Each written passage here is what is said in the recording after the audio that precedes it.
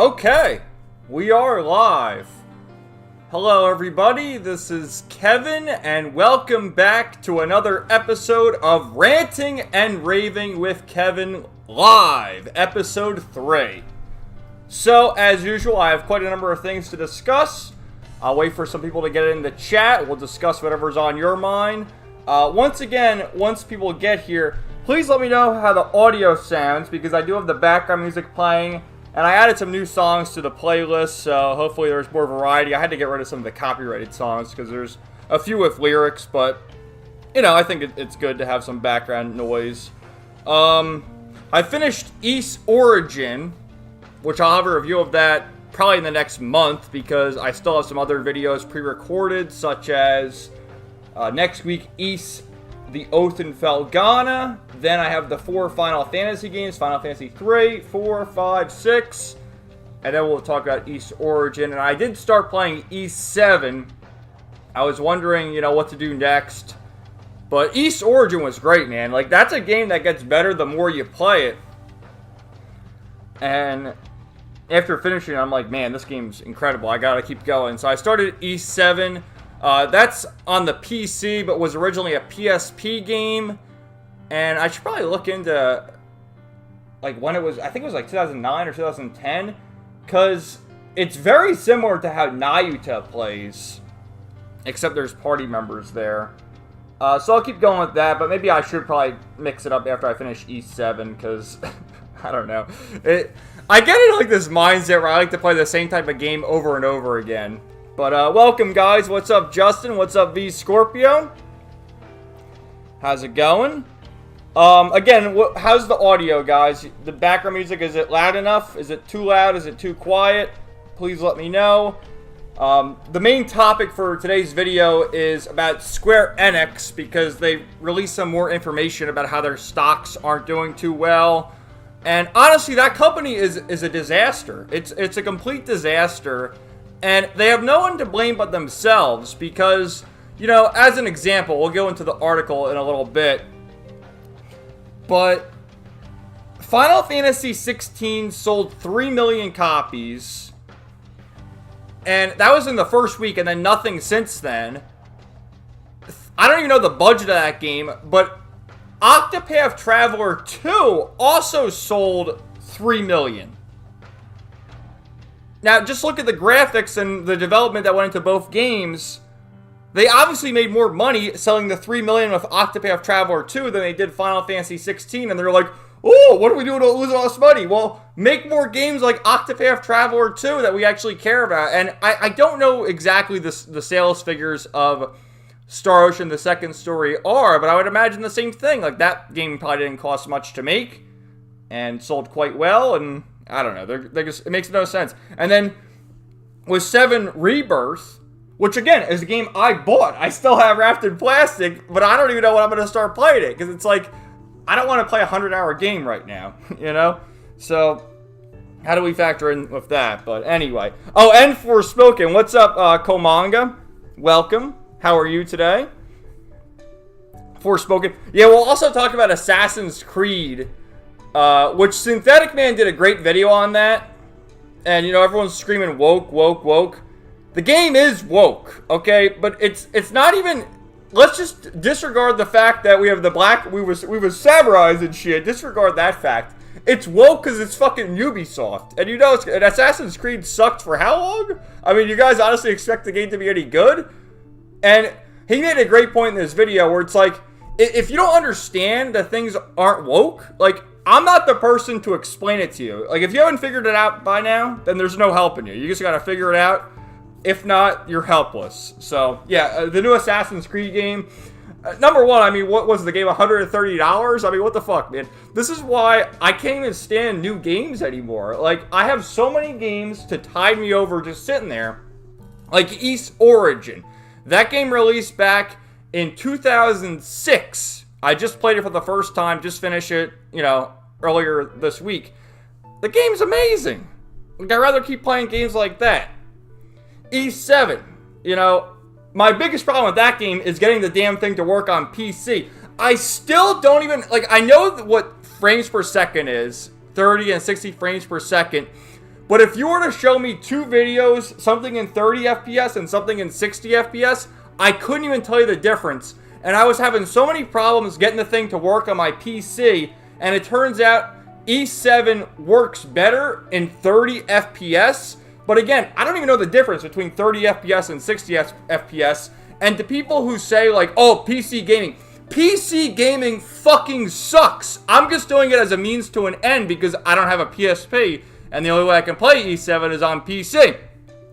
But console gaming, you know, despite, oh, it's got all these problems, all this stuff, I put in the disc, the game works fine. PC, I gotta go through all these damn settings, and it's just a mess. It's just a fucking mess. It's crazy. Justin's actually playing Rebirth as soon as I beat the crappy Western RPG I'm playing. What crappy Western RPG is that? Oh, and also, Justin, what you said, the comment about the character portraits in E6, you're absolutely right, man, because playing E7, especially Dogi's character model, not even his character, the artwork. It's like, what the fuck happened to Dogi? Like, we need to bring the artist back from E6. I don't know, man. There's just a certain feel about the character portraits in those older games, absolutely. But anyway. So what else is going on, guys? I'm still in the Final Fantasy X mindset, as you can obviously see. I guess we'll start right away with Square Enix. Oh, I also have some other stuff.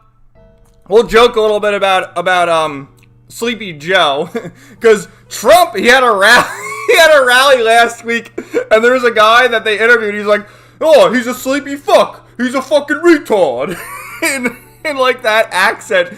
And one of my questions is, where do we go wrong in society that it's not okay to say retard anymore? Like, I've called people a retard my whole life, and now, over the past 5-10 years, oh, you can't say retard. Well, you know, he's a fucking retard. It's the best way to express yourself when it comes to a certain situation like that. So, oh, we also have PS5 sales numbers. Dreamcast guy, we could goof on him. I have all sorts of shit in my bookmarks here. So let me try and get these articles up real quick. Yeah, I did do archive.today because this shit, I mean, Bloomberg, you know, I can't be giving money to them to go on their website. Komanga, Ubisoft is digging their own grave. You see, Komanga, Ubisoft has sucked forever. And people, oh, Assassin's Creed. The game, I don't even need to watch the trailer or know that we have the Black Samurai to tell you it's woke and it's gonna be shit. It's Ubisoft. It sucks. That's all you need to know. Anyway, let me take a look right here. Let's see. We got a Twitter link, and I do have the article, but this is just like the bullet points. This is from Takashi Mochizuki, reporter games tech from Bloomberg.com. Now, if we go to this article, you can't read it because you got to like sign up to Bloomberg's official site, which is just bullshit, but I have it archived, so it's all good. So this is from Square Enix's earnings report the other day. It says, Final Fantasy XVI sales fell short of expectations. Initial momentum was in line with expectations, but the game failed to reach FY goal as its momentum slowed.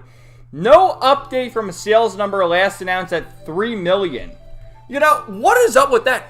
Final Fantasy XVI in the first weekend sold 3 million. And that was in June of 2023.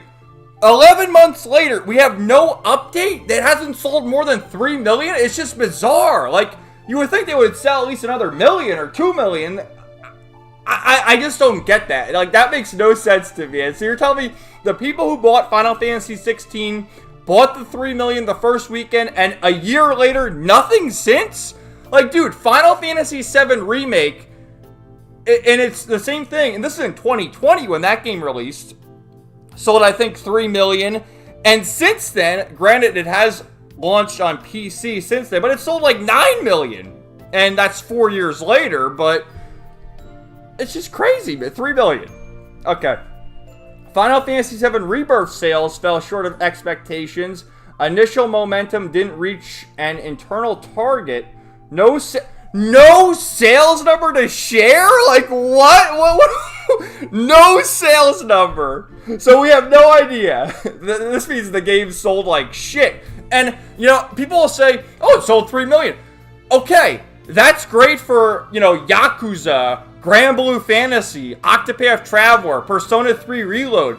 But this is fucking Final Fantasy. And the budget of this game, this needs to sell like 10 million. So yeah, this is a terrible number for them. Oh, Foam Stars. You guys remember that? Like, what the fuck? Who expected Foam Stars to sell anything? Foam Stars fell short of expectations. Initial momentum didn't reach an internal target. No, okay, well, we know this was going to flop. I mean, what even is Foam Stars? Remains confident Final Fantasy 16 can achieve its goal over the 18-month sales span. We're 11 months into that plan now, so... Okay. Also, sales of Rebirth and Foam Stars aren't necessarily bad. They're not bad, but we can't share, and they fell short of expectations. What? that just, like, contradicted the previous statements. Reorganized development team into 5 console teams, 1 smartphone game. Oh yeah, we're gonna sell the gacha shit, because that did well. Okay. Has been relied too much on individuals' creativity. I don't even, what does that even mean? Will promote sharing, game making, how among teams, and seek better balance of individual creativity, organizational discipline. Dragon Quest XII remains under development. Investors react, sell shares heavily, stocks fell to the day's trading limits. Concerns are pipelines have become too empty, no big title that can lift up the company's top line over the next couple of years. I mean, Final Fantasy at this point is almost a dead brand. If, you know, the 16 sells so poorly, what do they expect out of Final Fantasy 17? Anyway, this is the article archived on Bloomberg, so we don't have to deal with their ads. Shares of Square Enix Holding tumbled 16% on their biggest decline in 13 years after its president said sales of recent big-budget games disappointed, and it would take years for a recent reorganization to bear fruit. Holy shit. Sales of Final Fantasy VII Rebirth, Final Fantasy 16, and Foam Stars, all released exclusively for Sony's PlayStation in the previous fiscal year, fell short of Japanese game publishers' expectations in both revenue and profit. Takashi Kiryu told analysts the previous day. The company now expects to earn an operating income of 40 billion yen this year, widely missing the average of analyst estimates of 57 billion yen. Its sales and dividend outlook also fell short of expectations. Shares in Square Enix fell by their daily limit on Tuesday to a 4-month intraday low. This is the new CEO, Kiryu, 48, has overhauled the company's structure around big-budget games while scrapping many mobile and console games under development. That was the thing. They like canceled a shit ton of games under development, like 170, what was it, million? Dollars worth, or maybe it was billion. It was some crazy number. This was last week. Under development to focus on quality over quantity. Well, as we continue to push Foam Stars, you know, that's some real quality. The publisher's also departing from its practice of releasing its top-tier games first on PlayStation, and will make them available to as many platforms as possible, including Nintendo's platforms. Yes, because the Switch 2 is coming. Well, it's going to be announced next year, I believe. Next March of 2025. Xbox and PC. Yeah, because no one has a PS5. We're going to get to that later. How over half are still playing on PS4. Which, you know, 6 months into owning a PS5, I haven't played a single PS5 game. So it'll take time for such efforts to translate into sales. It may be great that the company's overhauled its game-making pipelines and is rebooting the company. But what do they have to sell this year and next? Toyo Securities analyst Hideki Yasuda said. Jefferies analyst Atoy Goya downgraded his recommendation on the stock to underperform and cut its target price. Kiryu's remarks suggest the company failed to lift sales momentum on Final Fantasy 16, which investors had anticipated would bolster its bottom line after its June release last year. After the game's tepid reception in its first week of sales, Kiryu said the company planned to sustain sales of the title over the long term. No sales figures have been released for Rebirth or Foam Stars. Square Enix's mobile games have also been struggling, with many games shut down in a little over a year due to poor sales. Our winning formula is no longer effective. It took us a long time to adjust. No shit! So that's the end there. So what happened? What happened, guys? I know that was a bit long, but what happened? Let me read the chat. Oh, what's up? How's it going, Cyrus? Welcome. Let's see. Cyrus, Dreamcast Guy, my role model. Dude, we're going to talk about Dreamcast Guy. There's the one YouTuber, which Game Night talked about him a while ago, but there's this other YouTuber, similar to Young Defiant, except he shits on all the content creators like Review Tech USA and Dreamcast Guy. And one of his insults to Dreamcast Guy is, he looks like a fucking scarecrow. What's with him? He looks like a crackhead and a scarecrow. It's like, seriously though, what is with Dreamcast Guy? He's got the derpy look on his face constantly. And I was looking at his views. He's not doing too well in views, man. He barely gets 20,000 views on a video. And this dude has almost 300,000 subscribers. I mean, what the fuck is going on? They subscribe or they don't watch. It's kind of like me, but, you know. At least I get close to 100 views on a video, so I'm doing pretty well. But not Dreamcast Guy. Anyway, we'll talk. And Zubitech, that's another one we're going to talk about. Because his Twitter is a wreck. Yeah, fiscal year. I'm not a sales guy. I'd love to see Daybreak hit 3 million. Yeah, I don't know, man. See, the average person has no idea what Trails Through Daybreak is, or what the... You know, people get the Trails series confused with the Tales series. But it would be nice. I don't really see it. Foam Stars, Splatoon, average Sony pony. Splatoon... Or sorry, Foam Stars, that's what it is. It's a ripoff of Splatoon, and it looks like shit. Is it a mobile game, or is it even on consoles? Square Enix wants more control, it seems, instead of giving the studios more creative freedom.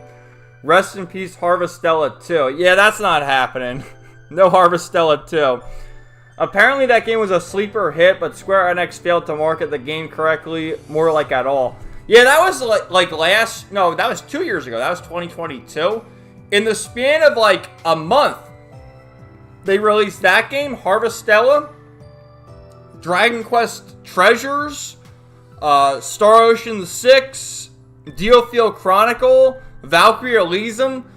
Like, legitimately decent to good games that no one played or even heard about. I played the demo of Harvestella 2, and it was okay.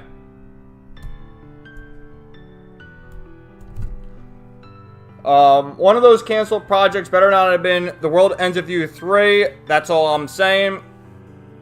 The thing is, the DS game was pretty good, and then they did that PS4 game, and it didn't sell at all. They didn't market that game at all.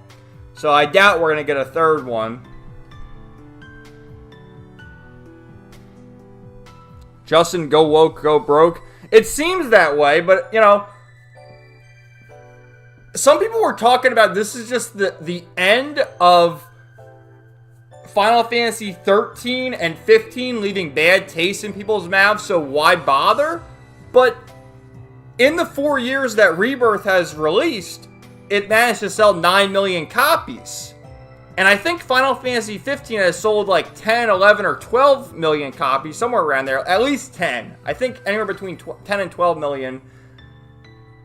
And... that game's okay. It's not one of the best Final Fantasy games.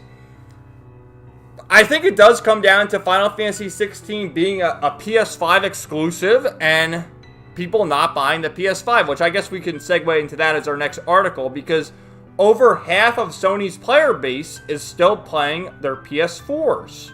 Which again, I've had a PS5 since December, almost 6 months. And... I haven't played a single PS5 game. I've used the PS5 plenty, but I played PS4 games on it. Komanga, Xbox has morphed into a giant booger. What? Yeah, we talked about that with Xbox. Xbox, I've always said, and this is going back to the 360 days. I mean, it had Lost Odyssey, it had Blue Dragon, it had a few exclusive JRPGs, but I've always seen it as like the normie-friendly console. You get it, you play Halo 3, Call of Duty online with your friends, and that's that. And I don't understand. Like, Nintendo has the Nintendo games. It has Mario, it has Zelda, Pokemon, games like that. So you're gonna get Nintendo for those games. But why would you get an Xbox and a PS5? You're gonna get a PS5. At least that's what I'm gonna do. There's no need to have an Xbox unless you're someone who's gonna pay for a million subscriptions and have Game Pass. I don't understand what the point of Xbox even is, and they just close all these studios. It's useless. It's a dead brand at this point. Dreamcast guy, his name explains everything. He's just useless, man. He really is. Hey, how's it going, Dark Samurai? Welcome to the stream. Good evening. Am I the only one that thought the Final Fantasy VII Rebirth marketing was bad? No, I watched a number of the trailers. The game looks great. I own the game, Dark Samurai. I guess I haven't even played it because I don't really want to spend 100 hours playing Final Fantasy VII Rebirth. I loved Final Fantasy VII Remake. That game was great. In fact, I prefer it to the original Final Fantasy VII. I'm not a big fan of Final Fantasy VII, but I kind of like the compilation stuff. Like, I like Advent Children, you know, but I'm not really a big fan of the original Final Fantasy VII. I think it's extremely overrated. Let's see.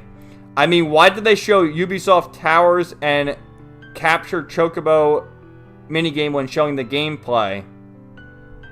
Instead of showing the game at the Game Awards, they focused on the main song trailer. They did. Yeah, they had like that celebrity singer do the main song with Nobuo Uematsu with the composition and the instrumental. Yeah, maybe they did like the bait and switch there. Because I honestly had no idea it was going to be open world nonsense. I would prefer a linear game, honestly. Like Final Fantasy VII Remake, Final Fantasy X, Final Fantasy 13. I like the linear games and the zones. But, yeah. And I think a lot of people, too, had the mindset, let's wait for PC. Or, oh, okay, it's going to be a 3-part trilogy. I'll wait for all 3 games and play them all at once. There's a lot of people like that. And the people that did play Remake, they understand that it's not even a remake. It's sort of a sequel. It's basically the rebuild of Evangelion movies. Alright, Komanga, if I start foaming, does that mean I'm a foam star? Whatever that means. Cyrus, didn't Dreamcast guy used to do drugs? I vaguely remember something like that from a long time ago. I don't know, man. People joke that he looks like a crackhead. He might. He literally looks like a crackhead. So he might have done drugs in the past. I'm not sure. Justin, it's better than 16. Yeah. I haven't played 16, but I know enough about it that 16 is basically the Game of Thrones ripoff. Komanga, I'm part of that half PS4 for life. But to go back to 15, I mean, 15's got a great villain with Arden. The bros are awesome. The DLC, I played the Royal Edition. The DLC adds to the story. There's no party in Final Fantasy 16. Like, that's the thing that's always been great about the Final Fantasy games. Scorpio Xbox has Halo. Yeah, I mean, I don't care about Halo. I hate first-person shooters. I play JRPGs. Dark Samurai, to think one day the Xbox had exclusivity of Tales of Vesperia in the West. Yeah, that's another one. They did have exclusive JRPGs, but now Tales of Vesperia is on PC, it's on Switch, and it's on PS4.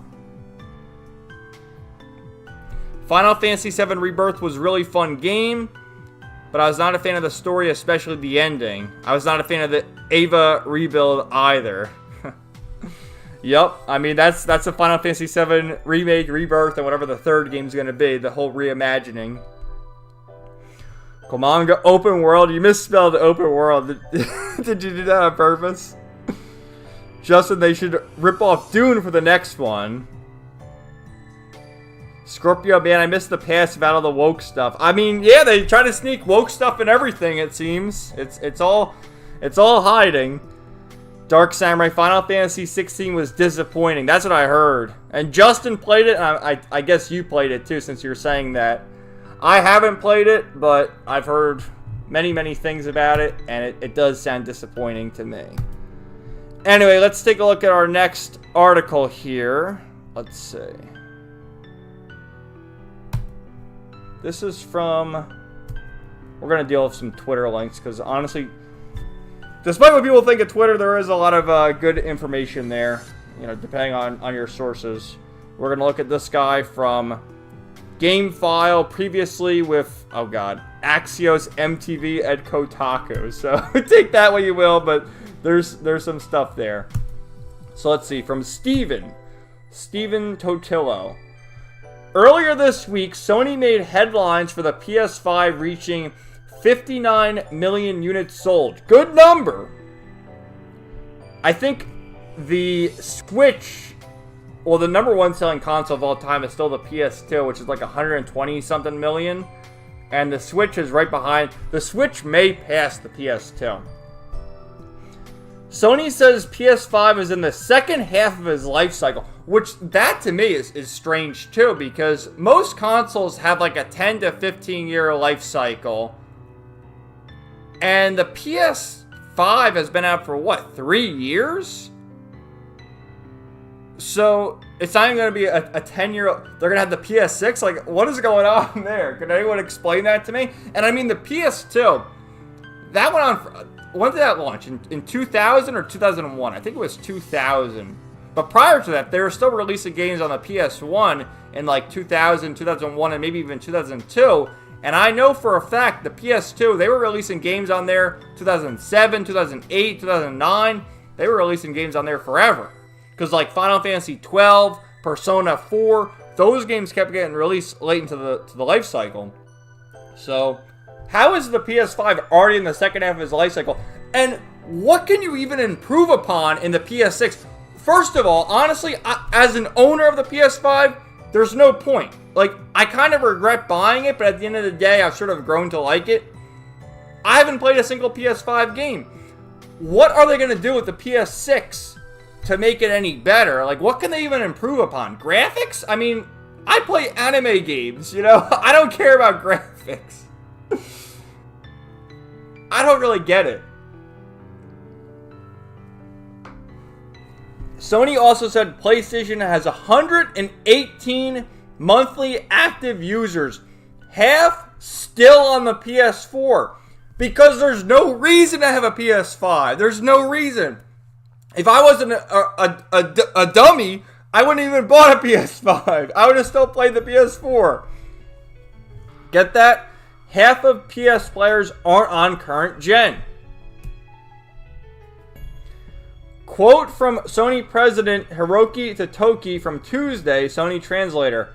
Cumulative PS5 sales in the 59 million units or plus compared to MAU. I don't even know, what is that? Still about half of the people playing on PS4, so console generation overlap will be handled well, and MAU will steadily increase. Uh-oh. P.S. Please don't fill my feed with console war bullshit. This tweet has nothing to do with any rivalry other than a platform holder's rivalry with people's contentment with a pretty great console, one that runs Fortnite, Warzone, and other games. Speaking of console war bullshit, let's check in on our friend down here. Ready? Oh, there he is! It's Zubitech! His Twitter is a wreck. We'll take a look at his Twitter in a minute. But, alright, so Zubitech and MBG. And first of all, let me highlight Leon here. There's still no reason to buy a PS5. As someone who's had a PS5 for 6 months, there's no need. It's a useless console, honestly. It really is. I should have waited for it to be like $300 before I bought it. But Zubitech and MBG, these guys are constantly shilling for PlayStation, and I don't even know what for. Like, they don't... MBG is a YouTube channel, but as far as I know, Zubitech does not have a YouTube channel. I guess he has a TikTok. He's on TikTok and BSKY. what are you doing, bro? You're spending hours shilling for PlayStation, and apparently it still includes PS3. So he's coping, basically saying that, oh no, there's not that many on PS4 because there's still people on the PS3. Like, what? What are you talking about? And MVG, let's see. I imagine a lot of PS4 players were conditioned this generation to expect PS4 ports that they didn't think they'd get. This is probably why there are still so many chilling on PS5. But cross-gen is winding down, so this could push... again, man, the one game to push me is Rebirth, which I still have wrapped in plastic over there, because I'd rather play East Origin for the first time. You know, almost a 20-year-old game. The PS4 is a timeless system. I boot mine up every so often. It still feels really nice and modern until you get to the actual games. Again, I don't know what 30 FPS means. I had to put E7 in 30 FPS to get it to work properly, and I see no difference in 30 and 60 FPS.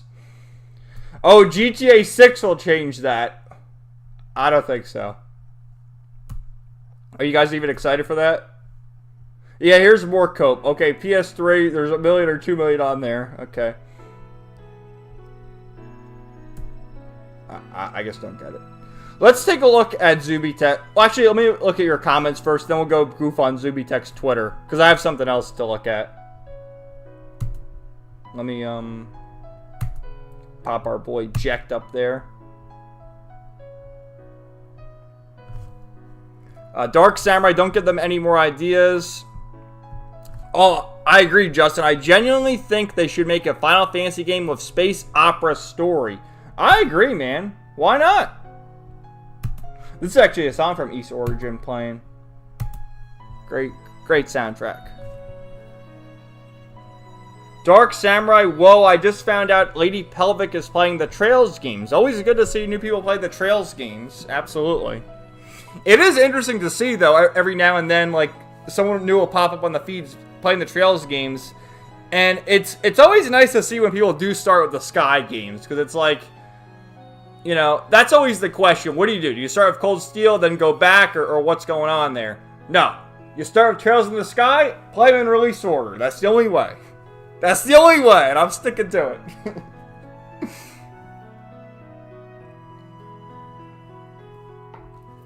Dark Samurai, I'm happy with my PS5, but I never had a PS4, so I'm getting the most out of it. Well, that makes sense. If you didn't have a PS4, yeah, absolutely, because the PS5, you just play the PS4 games on there. Komanga, PS6 is going to be magic. Can you elaborate? Cyrus, I guess Sony expected more people to jump to PS5 off of brand loyalty alone. I guess, man. I mean, number one, it's expensive, but then again, all consoles are. Like the PS4, that shit was, what, $600? Or no, the PS3, that was like $600 when I first launched. The only consoles I've ever gotten at launch have been PS2, GameCube, Nintendo DS, and 3DS. Those are the only consoles I've ever bought at launch. Everything else, I've waited a couple of years. Those are the only ones. Justin, I'm subbed to Leon's channel. He makes good reviews. He does. RPG Haven. I'm subscribed to him as well.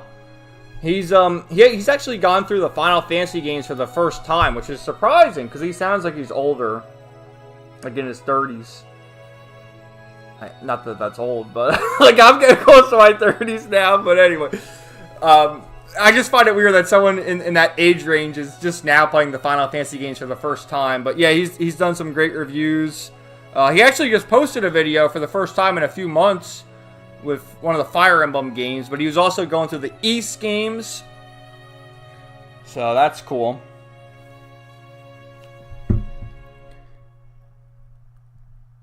Dark Samurai, this year's been interesting for the PS5 so far with Final Fantasy VII Rebirth and Stellar Blade. Stellar Blade had no business being this good, but it is. Yeah, I mean, what do you think of the controversy of Stellar Blade? Because, you know, the whole thing with the censorship and this and that.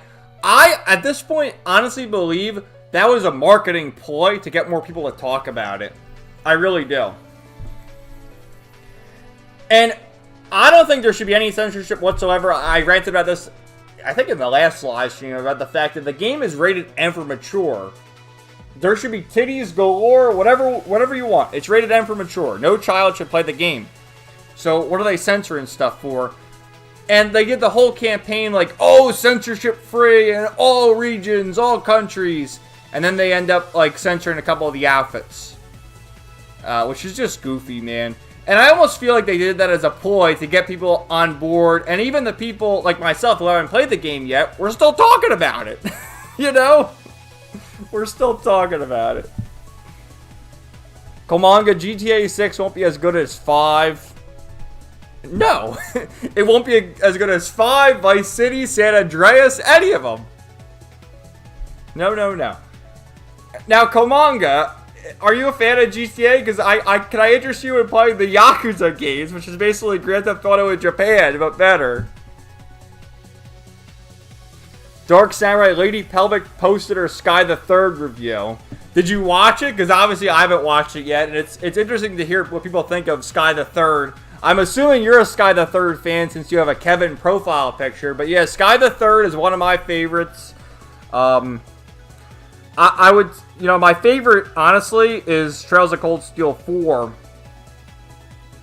Because I just love the ending of that game. But, yeah, Trails to Azure, I think I did my whole ranking this. Trails to Azure is my second favorite, Reverie's my third favorite, and Sky the Third is my fourth favorite. But I can make the case for Sky the Third being the best Trails game because it's fantastic, man. The only thing is, like, Reverie kind of improves a lot of the things that began in Sky the Third. But I just love, like, the backstory and the lore of Sky the Third, Kevin's story. So good, man. So good.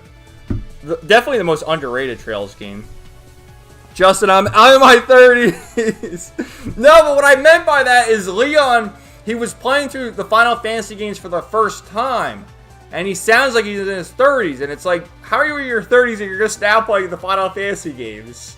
Like, shit, I grew up on the Final Fantasy games. Dark Samurai, never bought a console at launch. I'm thinking about Switch too. Yeah, why not? I'm curious to see, are they going to keep, like, the handheld docking thing going? Because, you know, obviously people like it for being handheld, but I like playing it on the big screen. Are they going to keep that going? Obviously the specs are going to be improved. It's probably going to be weaker than, you know, the PS5 and Xbox, but it will be better than the Switch. And again, Nintendo doesn't even really need to push it to the limits as much as those consoles because, you know, they have the Mario, Zelda, those type of games that don't require ultra-realistic graphics. But the thing with the Switch too, that will probably, it will be better than the PS5 and Xbox if it gets the, you know, third-party games. So they gotta improve for that. Cyrus, I watched your review of Sky first chapter in SC. I'll have to check out the third review at some point. She seemed very mad on the series so far. Really? I mean, and that's what we talked about game night, what was that, last week? You gotta understand, like, those Trails games, first of all, they're all 100, well, I guess some of them are 50 hours, but most of them are close to 100-hour long games. There's a lot of dialogue. You gotta understand, it's very character-driven. I mean, if you don't understand that, you don't like that, you're not gonna like it. I don't want to say they're almost visual novel-like games. And to me, that's a good thing. I love those games. They're great. But yeah, the average person isn't gonna like it because it's too long and oh no, all this dialogue. Well, dude, I'm playing this game for the story. Komanga Magic, like, it'll have to be great for me to buy it like the PS2 era. Yeah, see, I don't get, what are they gonna do again? If the PS5 is already halfway through the life cycle, what are they gonna do with the PS6 to make it even better? Like, better graphics, better this, better that. Like, what are you doing, man? When all PlayStation's doing, like, their big thing they're hyping up now, oh, Ghost of Tsushima is now on PC. It's like, what the hell? This game's 4 or 5 years old now. And, I mean, I guess it was a pretty good game, Ghost of Tsushima on the PS4. Didn't it win Game of the Year? That's your game you're hyping up now? And oh, Last of Us 3, and we're doing the remake of Last of Us, and they're doing another remake of Horizon. Like, all these remakes of games that aren't even 10 years old. I mean, what is going on, Sony? Like, where are the original games? Why doesn't Sony... I know they did a Ratchet and Clank game. That was one of the launch titles of the PS5. So, Ratchet and Clank's one thing, but where's Jak and Daxter? Where's Spyro the Dragon? Where's Sly Cooper? Where are these old PlayStation games that people loved on the PS1, PS2, PS3? All gone and forgotten for bullshit like God of War and Last of Us. Like, honestly, I know everyone will say, oh, Last of Us 1 was great, but 2, it got terrible. No, Last of Us 1 sucked too. God of War, the first 3 God of War games on the PS2 and then the third one on the PS3, amazing. They screwed up God of War too. Like, I don't understand. It's just crazy. It's crazy to see Sony's fall from grace. Cyrus, yeah, Stellar Blade is still being talked about all over the place. Despite the censorship stuff, it seems like a great game. Yeah, it's a fun, like, hack and slash game. The waifus, the sexy outfits. Really good music. It's basically, from what I've seen, a Nier Automata ripoff. And, hey, that's a good thing. Nier Automata is a great game, right? Justin, I think there should be censorship in some things, but not on language if it's rated M. Yeah, it's rated M. I mean, make it all gory, show the titties, all the violence. Come on now. Dark Samurai on Stellar Blade, I think they toned down the swimsuit on that suit you get when collecting all the cans would seem better. Because it was the same cleavage censored on the swimsuit. Yeah. It's just strange, man. I don't know. Like, why they have to censor stuff like that? And, okay, it's a tiny issue, but it's the point of the matter. Like, you advertise no censorship and then you censor things. Ironically, Kevin's my favorite MC, but Sky the Third is my least favorite. Wow, the worst Trails game is still an 8 out of 10 to me, though. There you go. Yeah, Kevin's great. Hopefully we see him again. I mean, it's been a while. But, oh, what an excellent character. But it's interesting he's your favorite, but the game's your least favorite. Because, I mean, Kevin's only been in a few Trails games. Justin, I know what you meant. Cyrus, I'm in my 30s. I've never played most of the gems from the PS2 era, LOL. Justin, PS1, PS2 was peak gen for JRPGs. It's been downhill ever since. I honestly think the PS4 gives the PS2 a run for its money. But yeah, the PS3 generation, not that good. And, oh, come on. Music. There we go. What was I saying? Yeah. PS3, not that good. And then PS5, where are the JRPGs? Final Fantasy VII and Stellar Blade, if you want to even count that. That's an action RPG. That's a Korean RPG, anyway. Cyrus. Criminals Raid! Slay on sight! Criminals Raid! Yeah, the last song from Trails to Reverie. Sorry, I couldn't help myself.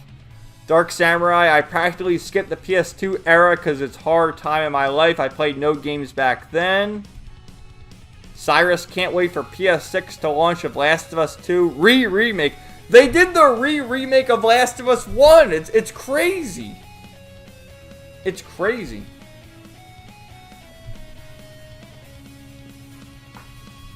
Komanga, PlayStation want to focus on making great games. Nintendo more or less knows where it's at. And again, your reason for buying Nintendo is to play their brand, like, again, Mario, Zelda, Pokemon, games like that. Metroid. Speaking of which, what games are you guys playing now? I already said earlier in the stream, I'm currently playing East 7. Which, not as good as East Origin.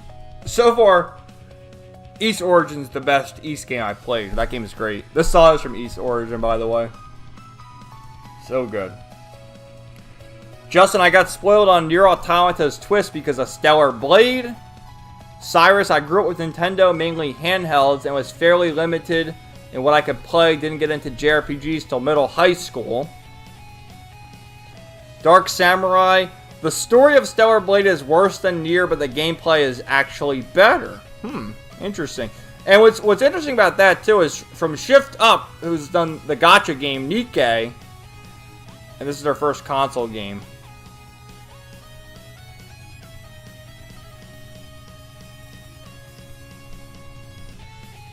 Justin, I actually changed my score of Trails of Cold Steel 3 from an 8 to a 7. I said why I would in the video. I know why you did. So I take it you've played some of Trails of Cold Steel 4? Have you? But yeah, keep playing it and see if you, what you think there. Dark Samurai, I didn't like some of the doors in Sky the Third, that's why. Well, the mini games in Sky the Third suck, like the fishing mini game. But the story doors, like Ren, Chloe, and Lecter, that stuff makes Sky the Third awesome. Cyrus, I'll be jumping back into Corto 2 soon. So I'm excited for that. There you go. Dark Samurai, I was surprised by how much I enjoy Cold Steel 1. It's a bit underrated in my opinion. Yeah, Cold Steel 1's good. It's just, after playing them all, the other games are just better than Cold Steel 1. But it's comfy. It reminds me a lot of Sky First Chapter in the slow stakes building toward the ending. Justin, I saw one of your reviews and saw what I saw. It might have been an unboxing. I'm sorry, man. I don't mean to spoil. I'm sorry. Cyrus, haven't played much recently due to IRL stuff. I hear you on that. Alright, what should we take a look at next? Alright. Let's take a look at this, actually. This I thought was interesting, and, you know, I'm surprised. Do any of you guys even have cable anymore? But anyway, this is relevant to that. So, Adult Swim announces Toonami Rewind starting on May 31st, on Fridays. So, Toonami, for those that don't know, I think most of us all know, back in the late 90s, early 2000s, all throughout the mid-2000s, they had Toonami on Cartoon Network, and it ranged. It was mostly during the week. It was Monday through Friday, like, I think, what, 5 to 7 at night? In the afternoon or evening. And then it turned into, like, Saturday nights. And then Toonami died for a while, but was revived on Adult Swim. And I think since 2012, it's been on from, you know, like, the old Adult Swim, 12 midnight to, like, what, 4 or 5 a.m.? But they're bringing it back again on Cartoon Network. Toonami Rewind. Since Toonami made its return in 2012, fans have been clamoring for the return of Toonami classics like Sailor Moon, Gundam, and Yu Yu Hakusho. Excuse me. Perhaps the return of a daytime version of the lineup as Toonami was from 1997 to 2004. Back last August 28, 2023, Cartoon Network expanded Adult Swim to begin airing at 5 p.m. Eastern Pacific, with the 5 to 7 p.m. weekday hours being used for the Checkered Past programming block, featuring classic Cartoon Network favorites from the 90s and 2000s. This morning, Toonami announced that beginning May 31st, Checkered Past on Fridays will become Toonami Rewind, as the block will expand to Friday evenings from 5 to 7 p.m., which will be dedicated to airing classic Toonami programming. Sailor Moon will return to Toonami for the first time in 23 years to headline the inaugural Friday afternoon lineup with the Viz Media redub produced in 2014, starring Stephanie Sheh as Usagi. It will be joined with an hour of Dragon Ball Z Kai and OG Naruto. The full lineup is seen here. So 5, you get Sailor Moon. And then for an hour, 5:30, 6, you get Dragon Ball Z Kai. And then 6:30, Naruto. I guess where are they going to start with I guess I'll have to start with episode 1 for all of these. Go on for like 1,000 episodes for Naruto. Sailor Moon, it must be shorter. Dragon Ball, that's like 300 something episodes. As with any potential Toonami show, if you wish to see a classic, feel free to let Toonami know on their Facebook. Who even has Facebook anymore? And let Jason DeMarco know on his Twitter. Although he deactivated, blah, blah, blah. So they're bringing back the classics. Of course, Toonami will continue airing every Saturday night. It will commemorate its 14th year back on the air at the Season 2 premiere of My Adventures of Superman next Saturday. As the premiere will be an hour-long, Zom 100 won't be resuming its run until June 1st at 12:30 a.m. Presently, Toonami is airing marathon nights of Ninja Kamo to commemorate the successful completion of the first season. Episode 1 to 7 aired. You get the idea. My question, so let's see this. Checkered Past will continue to air Monday to Thursday afternoon as a transition from daytime Cartoon Network to Adult Swim hours. My thoughts on this is, number one, like, does anyone watch this? I don't have cable. And the way the world is now, I mean, I have Dragon Ball Z on Blu-ray. If I wanted to, I could just pop the Blu-rays in and watch the damn thing. I have it on DVD, too. If I wanted to watch, Sailor Moon or Naruto, though, I can just either find the Blu-rays. I'm sure they're relatively cheap now because everything's been remastered. And this got a whole new Viz dub. Because, yeah, the Sailor Moon dub back in the day was probably a little rough.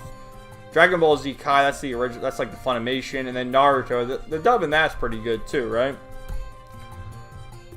So if I wanted to, I could just binge watch these shows, either on the Viz or Crunchyroll apps, or just, go to the websites, probably on Tubi, or I can watch my Blu-ray. So I don't really know who's this for. I guess there's kids out there, like 10-year-olds who've never seen these shows, they can watch it for the first time. Maybe that's a reason, but for older people like ourselves, we've either already watched these shows, or if we want to watch them, there's easier ways to watch them than, watch an episode a week. Watch an episode a week of Naruto for 1,000 episodes. I mean, how's that going to work? So, it's cool. It's cool that this exists, but I guess, who's it for? I don't really know what it's for. What do you guys think?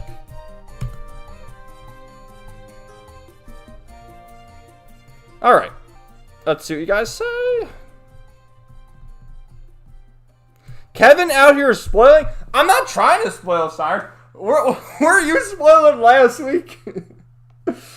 I do what I can in my videos to say, okay, this is the spoiler-free section, this is the spoiler section. I put timestamps. You watch at your own risk.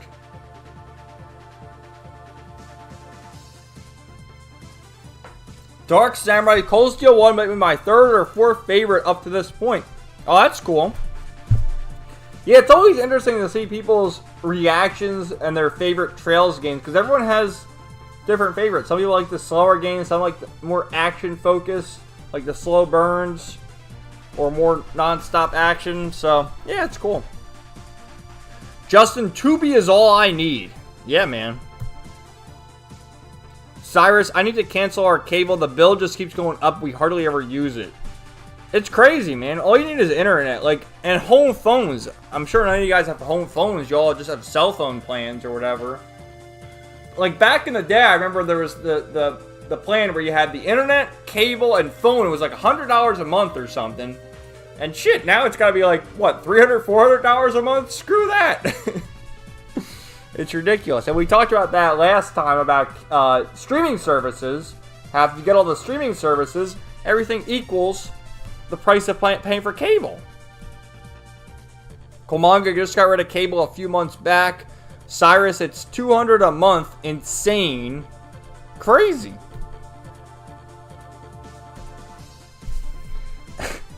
Dark Samurai, I canceled cable years ago. I wasn't watching it anymore. Me too, man. We haven't had cable, I don't know, since 2017 or 2018. It's been a while. And again, there's Tubi. There's another one called Pluto TV. Roku. We have a Roku. You can get some stuff on Roku. There's the antenna free cable stuff you can get. And then you can just, go on the internet and plug the laptop with the HDMI cable and just watch whatever. So, there's no need. Go on YouTube. There's a lot of, live shit on YouTube, too. Yu Yu Hakusho. Yeah, I know what Yu Yu Hakusho is, Cyrus. Come on now. Toonami. Justin, so all the Toonami broadcasts on YouTube will be getting yeeted soon. Yeah, there's those YouTubers who post, what, the 5-6 hour long videos of old Toonami commercials and all. I guess they'll be yeeted. $200 a month for something you never watched seems like a no-brainer, yeah. It gets used for the news occasionally, and that's it. Yeah, but the news you get on, like, Twitter or other news websites. Dark Samurai was a big Sailor Moon fan as a kid. It was my favorite anime as well as Dragon Ball. I remember, like, as a kid, not really watching Sailor Moon, but it either came on before or after Dragon Ball. And I would, you know, just kind of half watch Sailor Moon and be like, alright, enough of this. Let's get to Dragon Ball, okay? So yeah, I don't really remember Sailor Moon much, but I know what it is, but I never really watched it. Cyrus, Toonami was peak as a kid. Scorpio, Toonami was fun when I saw it. I was like, yeah, we all remember watching Toonami, like all the great shows, Dragon Ball Z, Yu Yu Hakusho, and then there was also Fox Kids. That's how I found out about Digimon. Kids WB, that had Pokemon, Yu-Gi-Oh! What was that other one? Jackie Chan Adventures, that was a good one. Lots of great memories there. Kids WB is another one people forget about. But that was Yu-Gi-Oh! Cyrus, I was just messing with you. I know we were both trying to not spoil things. Scorpio, I remember I saw a movie with the kids drooling lava that formed into a big demon. And one made by Stan Lee about a girl shape-shifting power. Cyrus, me staring at my home phone. Oh my god. Dark Samurai and Trails, I usually enjoy the introductory comfy games more than the others. Yeah, Zero, of all the introduction games, Zero is my favorite. Trails from Zero. Better than Sky First Chapter and Cold Steel 1 in my opinion. How's it going, Ryan? Hola! How you doing, man? Welcome to the stream. Dark Samurai, Yu Yu Hakusho was huge in my country. Saint Seiya even more. Komanga, the girls love Sailor Moon. Yeah, Sailor Moon's like the magical girl show. I got nothing bad to say about Sailor Moon, but I mean, I don't really remember it too much. I remember like sort of just sifting through it before Dragon Ball came on. Anyway, let's take a look at this. I saw this from Wario64. Which, this is just a classic right here. Plumbers Don't Wear Ties, Definitive Edition, $14 on US eShop and $13 on US PlayStation Plus. Let's take a look at both of these just to see, because there are screenshots on the games. But let me just ask you guys first and foremost, do you even know about this game, Plumbers Don't Wear Ties? Have you heard about it? Because I'll tell you, I learned about this game through Angry Video Game Nerd. He did a video on it. It was a CD-ROM game, a PC game. It's basically like a porno visual novel almost. And like, I wonder, have people heard about this game if it wasn't for AVGN? Like, is it because of AVGN that we know about this game and that this game is getting a definitive edition re-release? Like, what the hell is going on here? But yeah, Plumbers Don't Wear Ties. Rated M. Language, nudity, sexual themes, and violence. Oh god, let's read. What's this say? Greed, lust, spirituality, white knuckle chases, shameful propositions, a nun, humor, true love, jaded love, jealousy, taunt, action, comedy, a bad guy, a good guy, a hero, spine-tingling suspense, a hot babe, brazen bravado, a damsel in distress, and a Hollywood ending. Oh my god. Yeah, the CD-ROM for the first time since 1993. Like, it says cult classic. Again, I didn't even know about this game until I saw AVGN's video on it, like, in the early 2010s. Play the cult classic and earn plumber bucks along with your high score. Fully remastered images. Select between original and new 4K restorations on the fly. Plumb the depths. Dungeon crawler with unlockables and secrets to discover via your hard-earned plumber bucks. Full gallery mode, view images, behind the scenes, and original release assets from the 3DO. Oh, it's a 3DO game. Oh, God. New unlockable documentary feature, discovery the history of video and video games. Oh, my God. All right. I think the Switch one has, like, images. Yeah, I'll make up a birthday.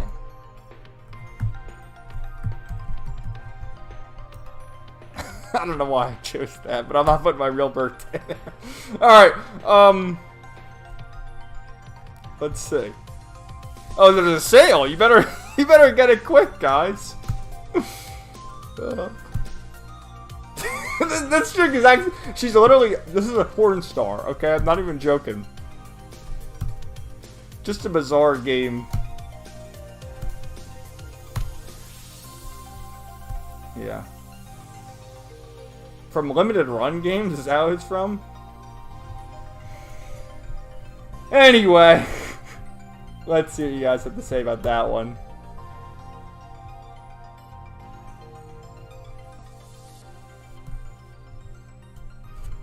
Dark Samurai Zero's your favorite Trails game? Nice.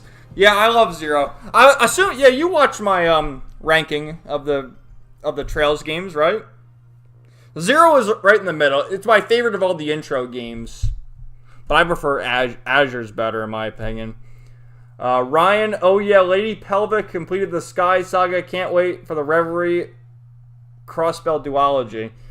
Well, it'll be a while before she gets there, I think.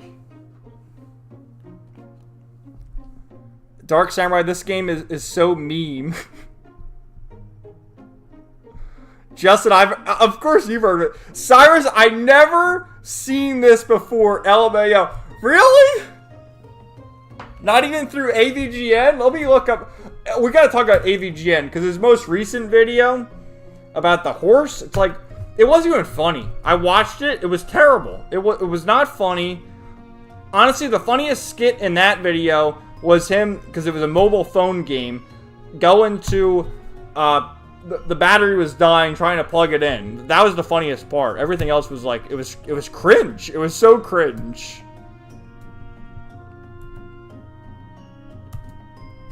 Let me just, find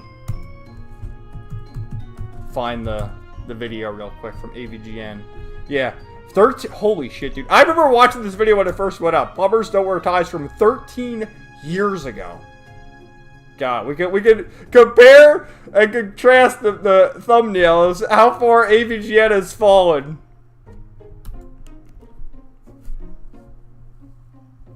AVGN, of course. Justin, I watched somebody play it and get the gay ending. LOL. Komanga, holy crap, that game sounds like a hot mess. It's like a porno game, Komanga. Cyrus, so this game is like Leisure Suit Larry. Dark Samurai so bad it's good.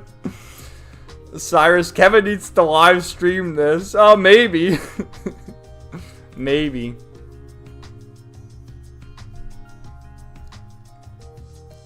Dark Samurai, talking about bad games, do you guys know the Earth Defense series? No, I don't. What's that? Komanga 1960? Cyrus reminds me of those really bad Flash games you'd find on Newgrounds. Ryan, I know, but I never played the game. And Ryan also asked, so the East will continue to 7, right? I remember your tweet finishing Origins. Yes, I finished Origins, and I have started East 7, Ryan. I have quite a number of videos, like, pre-recorded, as I'm sure you just saw my East 6 review, the Ark of Nepishtim. You gotta remember, I finished Trails into Reverie, what, in April? So, I've had over a month to play some more games, and the East games are pretty short. So I finished East 1, 2, 6, Felghana. I finished all those games a while ago. And I have a bunch of videos pre-recorded. So yeah. I'm playing East 7 right now. It's pretty good. I don't think it's as good as East Origin. It's better than East 1 and 2. East 1 and 2 are good games for what they are, but you know, they're just kind of dated. And the combat system that was introduced in E6 that was improved in Felghana and then again in Origin is just fantastic. And then E7, I see what they're going for because they have the party system. It's a PSP game. The graphics kind of remind me of Nayuta. I have to look. Let me look right now. Like when E7 came out, when Nayuta came out. Because they're both PSP games, I think. E7 was 2009.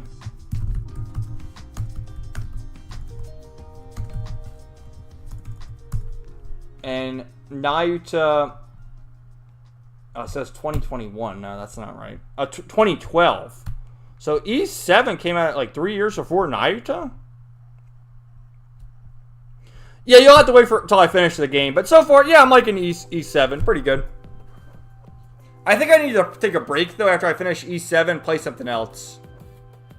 I need to go back to turn-based RPGs. Which is funny I say that because I just played the Final Fantasy games. But I play... See, I get in this mindset where I play a bunch of the same games in a row and then I get bored. And then I play something else. So, I gotta think. I gotta think what to do. Dark Samurai, the EDF games, Earth Defense Force, are the most fun bad games there are, especially the co-op. It's like Helldivers, but a total meme. Ryan, my bad game I love is Disaster Report series. Justin, the EDF games were fun. Dark Samurai, gonna look them up. Oh, we have another Ryan in the chat. What's up, Ryan? Rewatched Neon Genesis Evangelion. Nice. What'd you think of that? I rewatched Evangelion like 2 or 3 years ago when the Blu-rays came out. And I did a review on the channel. I have a whole playlist if you guys are interested in that. Dark Samurai. I didn't enjoy E7 and Celceta as much as the Nepishtim engine games. Yeah, I just started E7, so I don't really, you know, I gotta play the whole game to form a proper opinion, but Ys Origin was so good, and Ys Origin is a game that I felt like got better the more I played it. And kind of a spoiler for those who haven't played it, but when you start the game, you have 2 characters to select from. And after you beat both characters, you unlock a 3rd character. And let me just say, the 3rd character was incredible. Like, his story and the way the character played, so good. And Ys Origin just got better, in my opinion. Ryan, E7 first, then Nayuta. Also, 7 is the first time Dogi is playable. Yeah, that is pretty cool. Always gonna see the legend Dogi again.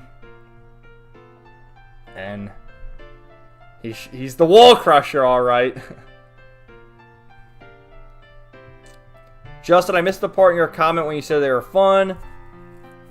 Dark Samurai, I took a huge break from Ys after I finished 7, mainly because I went into the Trails rabbit hole. Yeah, so after 7, I'm almost caught up then. But the thing with that is the games get longer. So after 7, I have Memories of Celceta. Then I have Ys 8, then 9, and then 10, whatever that releases. Komanga, playing Skyrim has been a trip. Nice. Skyrim is a classic. I put like 200 hours into Skyrim back in the day. Dark Samurai, the ending of E7 is awesome, though. Ryan playing Final Fantasy 13 on Chapter 10. Ryan, E7 biggest highlight is the opening. E7 and 6 opening is a banger. Yeah, man. The music in the Ys games is so good. I love it. Komanga, Dogi will crush your wall. Alright, let's go back to this from AVGN. So this is how I found out about Plumbers Don't Wear Ties. And he has the physical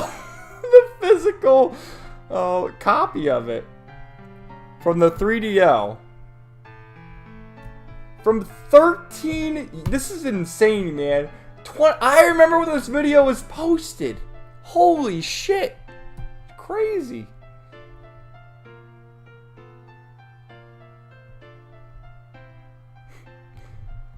The AVGN rabbit hole is something else, man. It really is. Now, look at this thumbnail here, and look at what happened. What happened, AVGN? What happened to him? But this is the most recent AVGN episode. I watched this video. This was terrible. This was almost like someone pretending to be the angry video game nerd as a parody. And I get, like, he's gone on for so many years. But, like, of all the games to cover, this is like some retarded mobile game. And it's got a number of dislikes on it, which is kind of surprising. But it's just bad.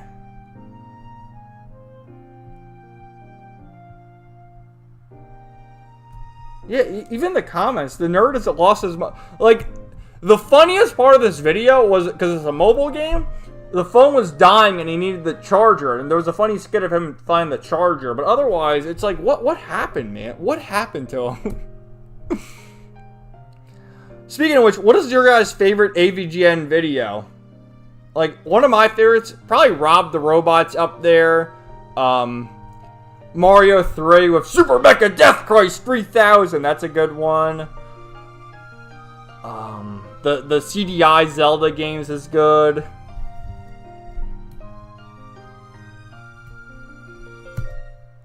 I don't know, man. He did a whole video on the 3DO, I guess. This is crazy, man. Exploring Plumber, the true story behind the notorious game. There's a bunch of lore on that one. Plumbers don't wear ties.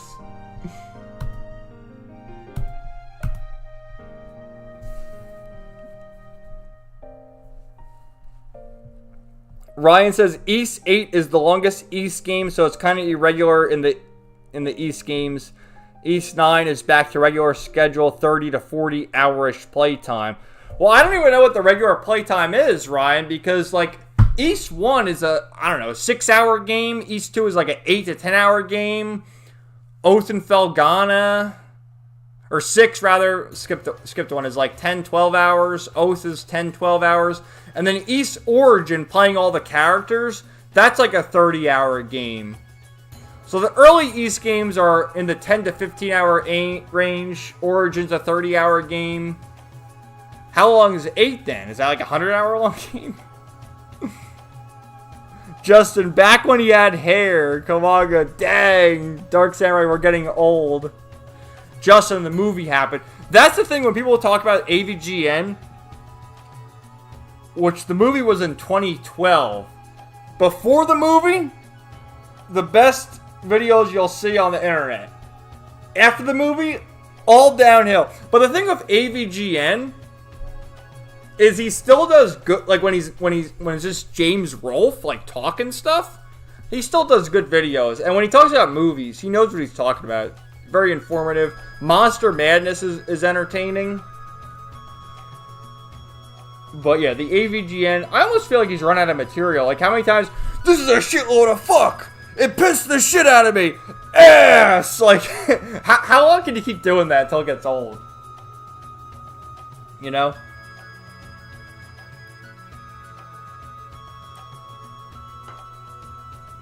Ryan, AVGN's favorite meme is when he sang the ZU Ranger song badly.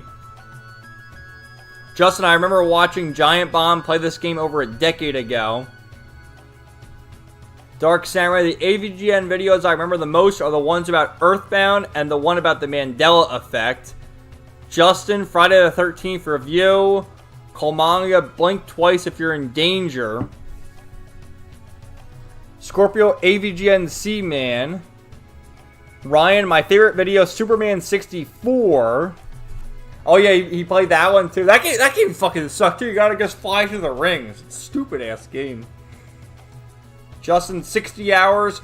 Hyper Kaiju, what's up, man? Yo, welcome. Yeah, I've revived my streaming, man. It's been a while, but I've been on like I think 3 or 4 weeks in a row now with Ranting and Raving. I'll bring back the Let's Plays at some point, but for now we're just going through some topics. We talked about Square Enix's terrible sales numbers, the PS5, taking a trip down memory lane because believe it or not, Hyper, and since you just got here, did you know about plumbers don't wear ties before AVGN?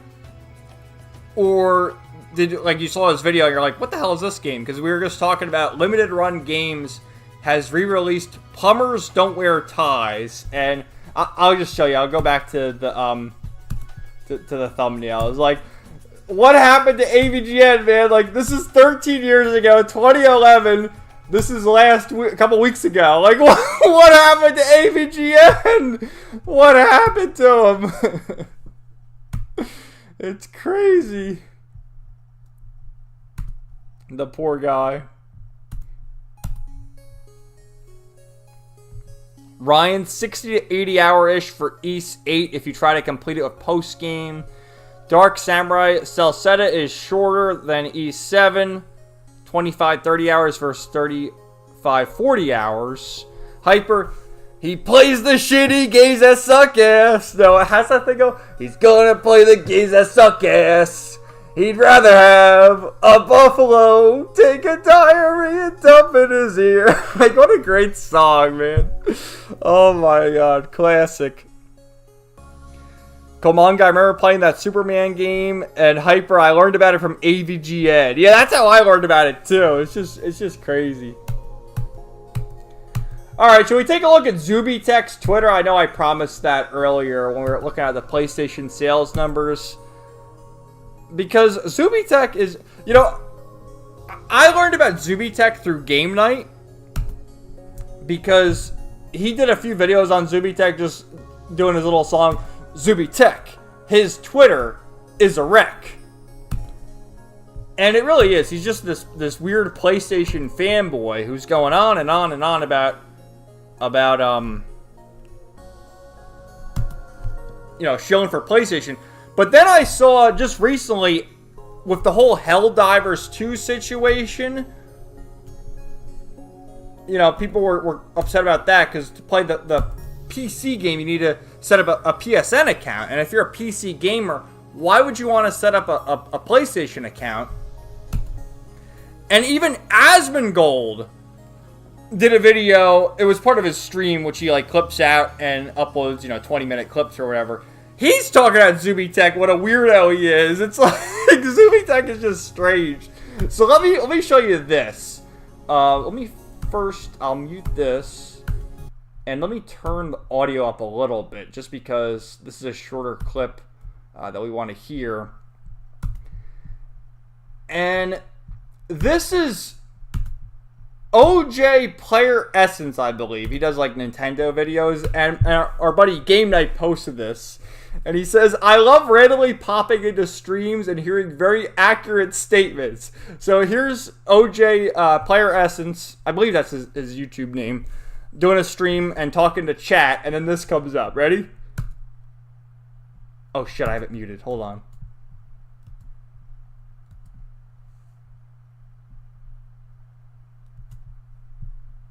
Let's see here. Yeah, that Zubitech guy is a complete weirdo. Complete weirdo. Let's see here. Yeah, that Zubitech guy is a complete weirdo. So someone in the chat brought up Zubitech, and he's like, that Zubitech guy is a complete weirdo. He's just a complete weirdo, which he is. It's like, what is going on here with Zubitech? And I shit you not, like, any video that involves PlayStation, he just pops out of the woodwork and has to defend PlayStation. And Sony doesn't play him. He just goes up there and, you know, I got a show for him. Very, very strange. So let's take a look at his Twitter then. We kind of looked at it briefly before, but let's just see. So here he is speculating about what's going on with the PlayStation Studio games from the job listings, like stalking the job listings. More Sony stuff. Alright, so Sony's getting involved with Zelda now. Like, what? Just a bunch of nonsense. What's this? Grand Theft Auto Timeline. Oh, this is a retweet. Like, what's going on there? Yeah, and everyone is always calling him out. Like, did PlayStation make that or you? He probably made it. Oh, there's Spider-Man. Which this game, Spider-Man 2, that came out a couple months ago, and it's already gone and forgotten. No one gives a shit about it. It's gone by the wayside. You just had to be... Alright, so here we are. We're reminiscing on the PS2 because there's nothing to talk about the PS5. More Xbox shit. More Grand Theft Auto. Like, what's going on with Grand Theft Auto? That's not coming out until 2026. Paramount. It's just all Sony. And people speculate, like, are you paid by Sony? And no, he's not. He's just doing this for fun, I guess. Hogwarts Legacy. More Grand Theft Auto. Like, we're making fake box art for Grand Theft Auto 6. Like, what the fuck? It's just so weird. I don't get it. I don't get it. My point with this is most of the bigger, like Asmongold was talking about Zubitech, what a fucking weirdo he was too. So I thought it was funny. Dark Samurai, Kevin, have you played the AVGN game? No, I have not played it. And Ghost of Tsushima right after the Helldivers 2 debacle. Yep. LMAO, LOL, gotta simp for Sony. Come on, Zuby needs to chill out. The thing of it is, like, the other guy we were talking about before, MBG, he at least has a YouTube channel. So that's one thing. But Zubitech is on Twitter, just like shilling for... It's not... And he has a blue check mark, so I guess he's making some money from the clicks or whatever. But, it's one thing to have a YouTube channel and make some videos and get super chats and whatever if you're a bigger. I just don't get the whole Zubitech thing. And everyone knows he's a fucking weirdo.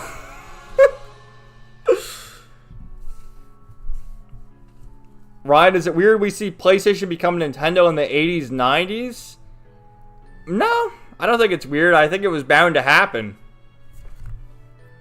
I think it was bound to... It's sad because, I mean, I love PlayStation. But I'm not like the Sony fanboy that is playing God of War and games like that. I'm playing JRPGs. And I know most JRPGs do get ported over to the Switch. But I just prefer Sony consoles because I like the controller, I like the interface. I've always felt more at home with the Sony consoles. But it does seem like they're abandoning us. Hyper, God bless the PS2. Absolutely. Dark Samurai, PS2 was legendary. I can see why. I mean, number one, it's still the highest selling console of all time. The Switch is probably going to pass it at some point. Let's look that up right now. Highest selling consoles. Let's see.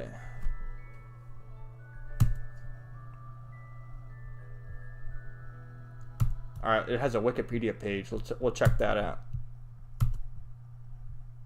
Yep, PlayStation 2. Oh, no! Oh, wait, the DS, that's over. No one's buying a DS anymore. I'm like, I saw the number. I'm like, no, the DS. The PlayStation. 155 million. Look at the DS, man. Holy shit. But the DS, that had a long lifespan, too. And the Switch. What do you guys think? Is it going to sell another... what, 14 million? I don't know. Maybe not.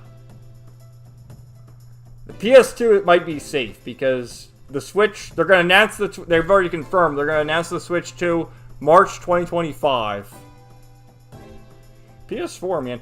The PS4, I think looking maybe another 10 years from now, people will look back more fondly on the PS4. The PS4 is better than the PS3 and the PS5. But yeah, the PS2 is still the king. Yeah, PlayStation's dominated for a while. The Wii. You know, the Wii was popular with people who didn't even play video games because they're like, oh, we're going to play Wii Sports. And then eventually it got like Super Mario Galaxy is a great game. The thing, though, with Twilight Princess, I played that on the GameCube. And you guys know the story behind that. They reversed, because Link has always been left-handed, the way he wields the sword. sword in the left hand and then shield in the right hand. With the Wii, they changed it because they assume most people that play the Wii are right-handed. So not only was Link, the way he did combat was that flipped over, but the whole game, like the dungeons were all flipped over, because I guess that was just the easy way to do it, to make it compatible. Yeah, it's weird to see Xbox. I guess I've always felt like Xbox has sort of been the third wheel, but I guess the Xbox did well. It launched a year before the PS3. I don't even remember that. Look at the PSP, man. PSP. I wonder where the Vita is. There's the PS5. I mean, wow. Wait a minute. Oh, that's the Xbox One. I thought that was like the new X. What is the new Xbox console even called? It's like the Series something. Yeah, there it is. Series. What's the Quest 2? What the fuck is that? Virtual. Does that even count? Yeah, this is a flop of a console. It really is. Like the Xbox Series X, a flop. The Wii, yeah, the Wii U was a mess. The Vita, see the thing of the Vita is actually kind of an underrated console, and a lot of the Vita games eventually got ported over to the PS4. And the Wii, it's kind of sad to see the Wii U perform so badly compared to the Wii. But I think a lot of people were confused about the marketing and thought the Wii U was just like the tablet added to the Wii console. Oh, there's the Dreamcast guy here. Wait a minute, the SNES Classic and the NES? That's crazy. I have an SNES Classic, by the way. What was on there? I gotta say, because I know, A Link to the Past on there, Super Mario RPG, Final Fantasy VI, which they call 3. Does it say? Yeah, it's right here. Let's see. They have some pretty cool games. Contra 3, Donkey Kong Country, Earthbound, F-Zero, Final Fantasy VI. Oh, that's not on there? Fire Emblem? It's only in Japan. Kirby. Oh, that's not on there either. Link to the Past, Mega Man X, Secret of Mana, Star Fox, Star Fox 2. Oh, Super Castlevania. I remember I drove like 30 miles away to a Walmart just to get this. Yoshi's Island. I love Yoshi's Island. Great game. Cool. Alright, what do you guys think?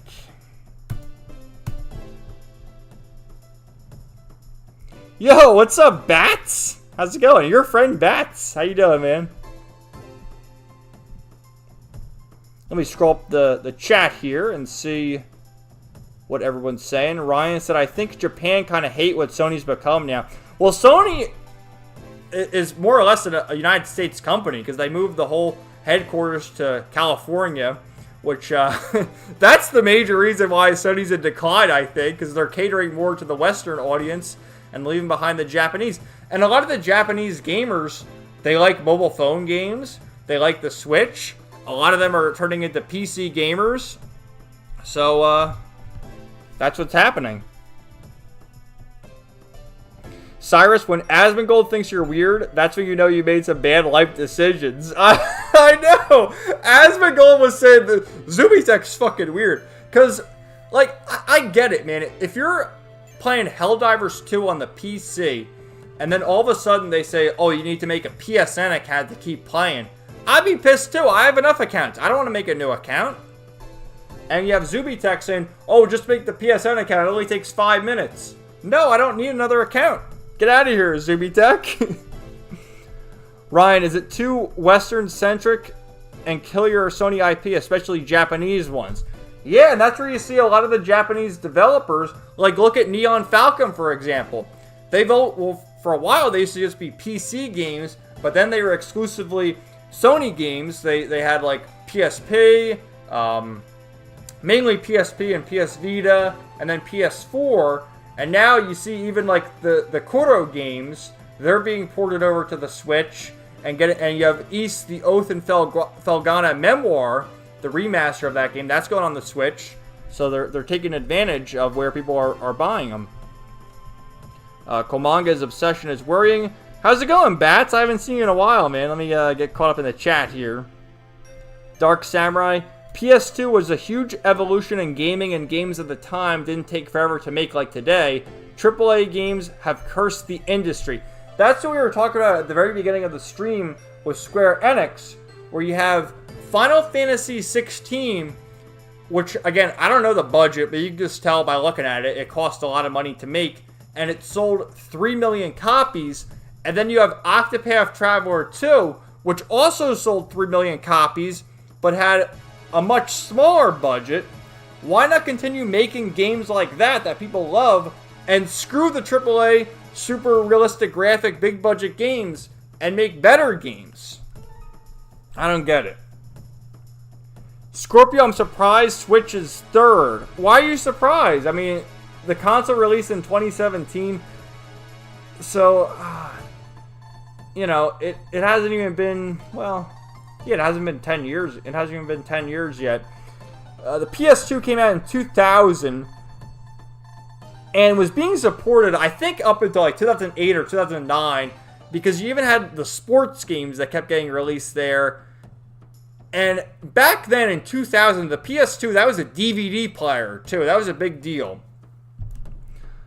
The Switch is doing well just because, like, of what it is, how innovative it is, being handheld as well. Ryan, what I think is Sony mishandled is not many exclusive games, and when they say exclusive games for Sony, it's more like timed exclusive. Yes, pretty much all Sony games, after 6 months or a year, do get ported over to PC or other consoles. I think really the only exclusive Sony's ever had has been Bloodborne, right? That's the only one I could think of that hasn't been ported over to PC. Dark Samurai, I'm surprised the Switch hasn't outsold the DS still. Yeah, that is pretty surprising. Komanga 360 was peak Xbox. It was. Ryan, Xbox Series X. Your friend Bats. Wii Sports is the greatest video game ever made. I mean, Wii Sports was so revolutionary for the time. It got your parents to play video games, you know? I remember that was like the commercial they marketed to grandma playing Wii Sports or whatever. We would like to pray. Remember they did those commercials too? We would like to pray.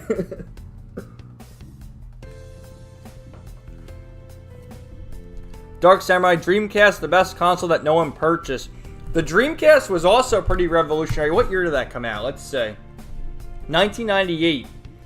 And the Dreamcast was doing things 2 years earlier than what the PS2 and GameCube and then the original Xbox would do. So yeah, it was revolutionary, but it was at a weird time when it was released. And that pretty much killed Sega, didn't it?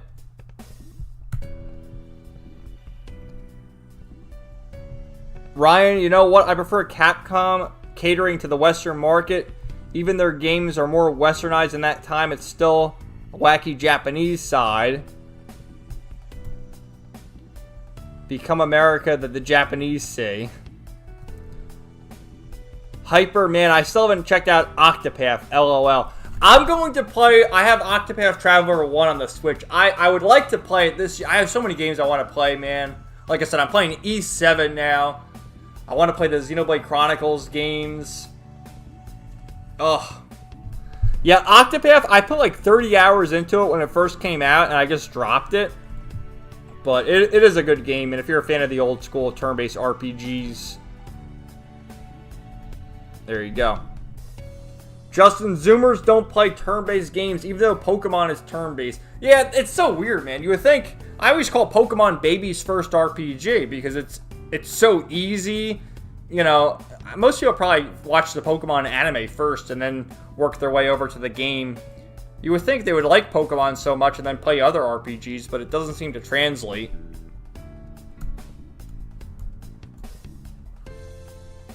Scorpio, it's the big console of the three today. It is. Although, again, it came out in 2017, and then the PlayStation 5 and Xbox Series X were in 2020, so it had a few years advantage. Bats, best I've ever been, blessed beyond measure. Well, awesome, man. I'm so happy to hear that. Ryan, talk about Pokemon. I recommend trying to read Pokemon Adventures. Oh, the manga. Yeah, that's great, man. I've read it. I have the Visbig re-released the 3-in-1s a few years ago, and I have them all. There's, I think, 9 or 10 volumes. It goes up to the Emerald Saga, which, man, that's what the Pokemon anime should have done. Instead of centering on Ash the entire time, it would have been so cool if the characters were aged up. Like, you know, in the first series, you have Red, and then later on, Yellow gets introduced, and Red is a bit older, and how they work together of Team Rocket. Like Sabrina, she was a member of Team Rocket, and of course, you probably know her as the gym leader. And there's just so much more interesting lore in the Pokemon manga that it's kind of a missed opportunity with how the anime kind of was stagnant for so long, but whatever. Hyper, I watched a shitload of anime DVDs on my PS2, LOL. Yeah, man. The DVD player and all. Cyrus, Zoomers have TikTok brain rot, so they have no attention span for games that aren't super high energy action games. It's true, man. TikTok, man. I don't even know what, like, why did they get rid of Vine? Do you guys remember Vine all those years ago? And they got rid of that, and TikTok is more or less the replacement. And it's just girls, you know, teenage girls showing their tits, doing a little dance, like, oh, look at me. I don't really get the appeal, but that's the decline in our society where no one has any attention span. I remember playing Wii Sports with my grandparents. Good times. Oh, that's sweet. Bats, as a system, Dreamcast was better. PS2 just had a DVD player, and as consumers were switching to DVDs from VHS, and consumers were killing two birds with one stone that Christmas. Yeah, it makes sense. Absolutely. Cyrus, I started Octopath 1 when it first came out, then dropped it. I liked it, but other stuff caught my attention. Isn't Baby's first RPG Final Fantasy Mystic Quest? Yeah, but where can you play Mystic Quest? It's on the SNES. I mean, Pokemon's on every Nintendo console. It's on Game Boy, Game Boy Color, Game Boy Advance, DS, 3DS, GameCube. Pokemon Stadium's on N64. There's Sword and Shield. Like, Pokemon's on every console now. So that's Baby's first RPG. Ryan, nice. Pokemon Adventures is really good. I'm still shocked the Ruby and Sapphire Saga finale had many death characters. Wow. It's quite gruesome for elementary school manga. Komanga Tick Thoughts. Oh, did you guys see that too? In New York City, they had the portal, which I think had a live stream that was also in Europe somewhere. Was it in the Netherlands? And this TikTok thought got up there and it lifted up her top and just, oh, let me show you the titties. It's like, what the hell, man? TikTok thoughts will do whatever it takes to show their titties to whoever. Alright, what else do I even have to show you? Yeah, we went through all the Square Enix stuff. I have a couple of videos. I'll see if I'll show you them. This is a funny... Now, Breaking 911 is a great Twitter account that always posts some gems. And this was in New York City the other day. Let me pause the background music and turn it up a little. So this was in New York City the other day. Okay, meanwhile, in New York City, this is on a bus. Let's watch. I would like to see the sign that says no hammocks. We've got. Hold on, it's lagging a little. But you heard it, right? He said, I'd like to see the sign that says no hammocks. And he's just in a hammock on the fucking bus. Ready? I would like to see the sign that says no hammocks. We've got a whole... Where's the no hammock sign? We got a whole list of... No, I can't see you can't see me. If you don't come out of that... I'm not here! Call the police. No. What? No. Oh my god. No. Stop me. Well, oh my god. I won't be stopped. I said I won't be stopped. You see Oh that? my god. Yeah? I'm like an anaconda. god. A little bit. What the? You're gonna give yourself a concussion. You No, no, can't I have a have four. hammock in here, dude. Come on, just drive the bus. There's no places to go. I don't think we can. Can you get down so we can get where we're going? Please? What?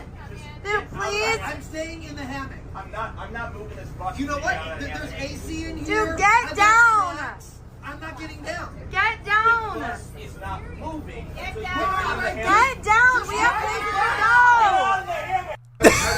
He jumped out again. Like, what is even going on here? This is the bus driver. My question here, I have a lot of questions, but my first question is, you know, it had to take some time to set the hammock up in the bus. So obviously the bus driver, you know, he goes to the stop, picks people up on the bus, keeps going. This had to take at least like 15 minutes or so to set the damn hammock up. How long was he in the hammock before the bus driver was like, hey, what are you doing in the hammock? And then, is he on drugs or what? Spinning around the hammock? Like, there's no sign that says no hammocks. It's just such a New York City type thing, isn't it? I mean, this doesn't happen in your in your average, you know, city where it's nice and peaceful. This is a New York City relegated issue. So what do you guys think of that? Let me put the background music back on and go back to the chats.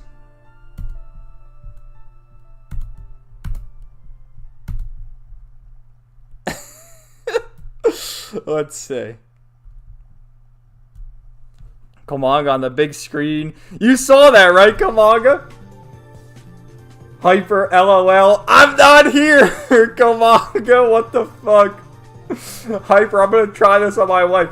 Yeah, did he say something too? Like he's spinning around. You can't see me, I can't see you, just drive the bus! And he said something like, people have places to go. But again, how long did it take him to set the damn hammock up? Bats hammocks are based. They're pretty comfy, I will say that. Cyrus, bruh. New York City really is a place. It is a place. And things that happen in New York City don't really happen anywhere else. Like, I saw the mayor of New York City, Mayor Adams. He was out there the other day. This is another clip where he's saying, you know, we have all these migrants. I don't even call them migrants. All these illegals coming over. And, you know, we got to find something for them to do. So they're good swimmers. We'll turn them into lifeguards. It's like, what the fuck? You know, how'd you assume they're good swimmers? What does that mean? So we're going to turn them into lifeguards. And this is the same guy, too, who also, he went to the Vatican, like, a week or two ago, and he was going to find the Pope, talk to the Pope for inspiration. That's what he was doing. So who's paying for that? The New York City taxpayer is paying for this guy to go to the Vatican? Like, what? Crazy. Hyper, it's getting more tense out there. Yeah, how the fuck did he set that without being stopped? That's what I want to know. Like, how long did it take him to set the hammock up? Crazy. Absolutely crazy.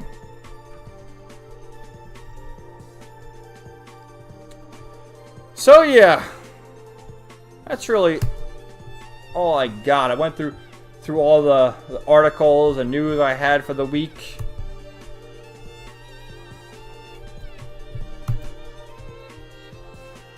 Cyrus, that's low-key the most racist thing I've heard in a while. I know, he's not even trying to hide it. Like, but this is the same guy, too. He said, like, a month ago that there's too many migrants here. We have nowhere to put them. We got to get rid of them. And now, oh, well, it's summertime. We have a lifeguard shortage. They're good swimmers. So let's turn them into lifeguards. Like, they can't even speak English.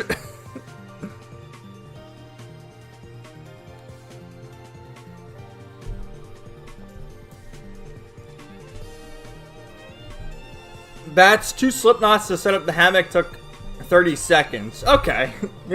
I'm ignorant about hammocks, so it only took 30 seconds. But still, I'd love to know if he was riding around there for a while or what happened. Hyper, I thought this was going to be a Final Fantasy X stream at first. LOL.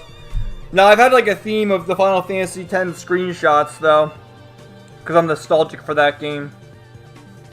Cyrus, East 1 OST, my beloved. Cyrus! No. This is actually East Origin. This is a remix, though.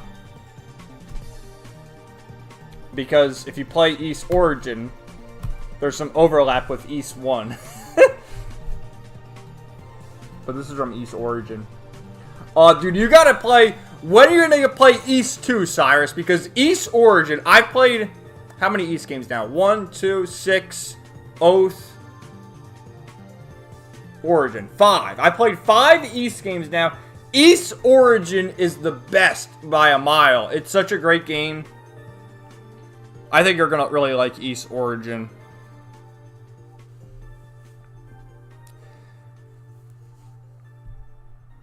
Holy shipwrecks, I didn't even realize it.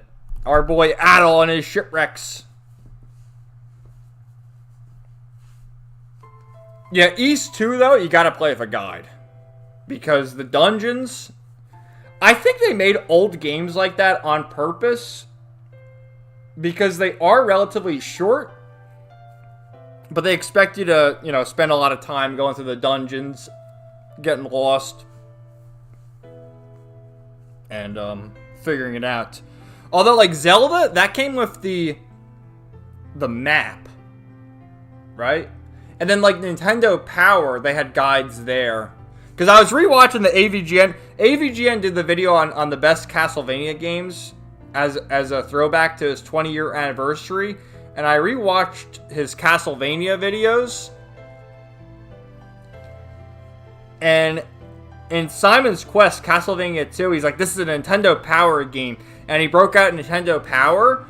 And there's all this shit, like, you need to go in the corner and hold down for 5 seconds to phase through the wall. Like, why do they make games so... They made you buy a guide for those old games. Which now you just go on the internet for a guide. Like, for East 2, and I recommend this, Cyrus, when you play East 2, you gotta go on the Steam website, and they have, like, a forum there, and some people have guides, and they have maps, like, drawn on MS Paint. You need the map to get through East 2, because the dungeons suck. Hyper, I got East Origin on GOG for dirt cheap a while back. Oh, Hyper, it's such a great game. It depends on what you want to do with the East series, if you want to play them all. Because East Origin, as the name suggests, is the start of the series. It's like the prequel to the whole series, taking place 700 years before the first game. But you probably should play the first East games because, I mean, those are games from the 80s. And the combat's just dated in them. So it depends if you want to play the entire series or just go through, like, the greatest hits. Then I would say, yeah, play East Origin. But if you play East Origin and then go back to the early East games, you're going to be like, oh, dude, these games aren't as good. Like, I sort of have more appreciation for them playing the bump system early on, then moving to the actual combat. But East Origin's so good, man. I fucking love that game. Cyrus, I want to finish the Sky FC Evo stuff before jumping into East 2. I hear you, man. I hear you. And I know you have personal stuff going on, so I get it. But you got to be close to getting to the end of Sky FC, right? For the Evo stuff? Evo stuff? Evo? I can't even talk. Talking for 2 hours. I'm not used to this anymore, guys. It's been a while.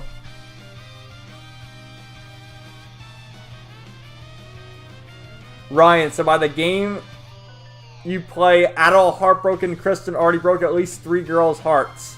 It's hard when Adol standard for girl is a goddess. I gotta be honest with you, Ryan. The best girl... Alright. I'll try to be as spoiler-free as possible. The best girl in East Origin for the unnamed character is Rhea. But for Adol, so far the best girl has definitely been Olha. She's great. From E6, the Ark of Nepishtim. What a great character. I love her. But yeah, Rhea, she has a different husbando that's different from Adol. I guess Fina is Adol's waifu from the early games, but no. Rhea belongs to someone else, and she had her heart broken as well. What a sad story. Scorpio, I played Melee Brawl 3DS. Haven't played the Wii, but it's the same one, and Ultimate. Yeah, for Smash Bros, I played the GameCube one and then the Wii one. The GameCube is Melee, and then Brawl is the one on the Wii. And that was pretty revolutionary at the time because Sonic was a character, Solid Snake was a character. They had like Lucas and Ness from Earthbound and Mother 3. Oh, fucking awesome. Mother 3 is like seriously one of the best games you guys have never played. Such a great game. Mother 3. Earthbound sucks, by the way. I hate Earthbound. I could never finish it, but Mother 3, what a great game. Loved it. Komanga, Adol is lucky, gets shipwrecked, and meets waifus. Did you watch my video from yesterday, Komanga? Because you gotta check out Adol's waifu from E6. She's the best. Cyrus, I love the Smash games. Brawl is my favorite. Yeah, me too. Brawl is great. I only played Melee and Brawl, so I can't comment on the others. I'll keep the guides open on a separate tab just in case I need it. Yeah, I mean, you played East 1. East 1's pretty... The only thing with the early East games is figuring out where to go. But again, they make the older games like that on purpose to pad out the length, I think. Oh, I know. Dark Samurai. East 2's final dungeon is a nightmare. Even with a guide. Weapon CI has been having a tough time. I know, man. It's a nightmare. I almost wanted to rage quit. But I'm like, no, I need to see it through to the end. I've already played the game. I gotta do it. But yeah, that dungeon sucked. What sucked the most about it is you gotta leave the dungeon, go to the town, go back to the dungeon, go back to the town, like 10 times. It's crazy. Oh, you played East 1 to 3, Hyper. That's cool. Oh, so you know. Then yeah, you can play Origin. 4... well, 4 was actually remade into Memories of Celceta, which I think that's on PC, but it's also on Vita and PS4. East 5 was never released outside Japan. East 6, that's on PS2, PSP, and PC. Yeah, most of them are on PC. And you emulate, so you can play them all. Scorpio, same here. If there's a new Smash game, they should do character endings. Cyrus, Weapons is getting so far ahead of me. I mean, look at me. I love Weapons had a comment to me a while ago, because this is true. I was still playing Azure when he put out his Azure video. And then I started Cold Steel 1 right around the time he started Cold Steel 1. And look at me now. I've been done for a while, and he's still playing Cold Steel 2. But, you know, that's because he's making videos, I guess. Oh, nice. I just recorded the Silver Will video today, so there's like a dozen videos left. Well, the thing with Silver Will, doesn't the super arranged version of the Silver Will play anyway in Sky's second chapter? Because that's like 0 in Azure. Inevitable Struggle plays, the super arranged plays in Azure. Oh yeah, Inevitable Struggle. Gotta love it. Ryan, you need to watch Falcom Gakuen. Alright, what's that? Falcom.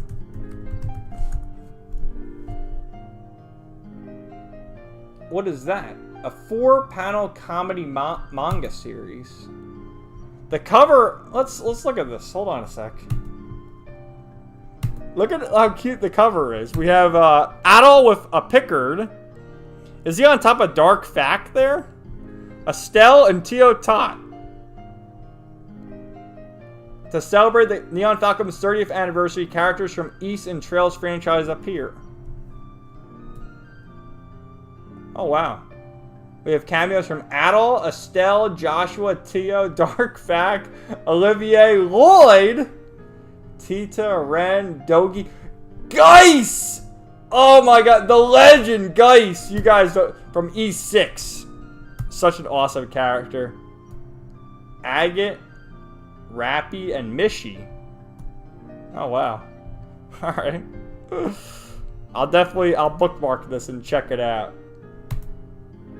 That's cool. That's cool that Geis has a cameo in it. Wow, that's awesome. It's funny as hell. Dark Samurai, I'm an Olha guy too. Yeah, I love Olha. Definitely my favorite East waifu so far. Ryan, the manga scan is slow, but it's fun as heck. I love that Falcom acknowledged East 3 American cover. Bats, I've been on a big Sonic kick. Just finished Colors and started Sonic Superstars. Oh, sweet. Sonic Colors was pretty good. That was one of the 3D ones. Was Superstars, was that the 2D one? That's one of the newer ones, isn't it?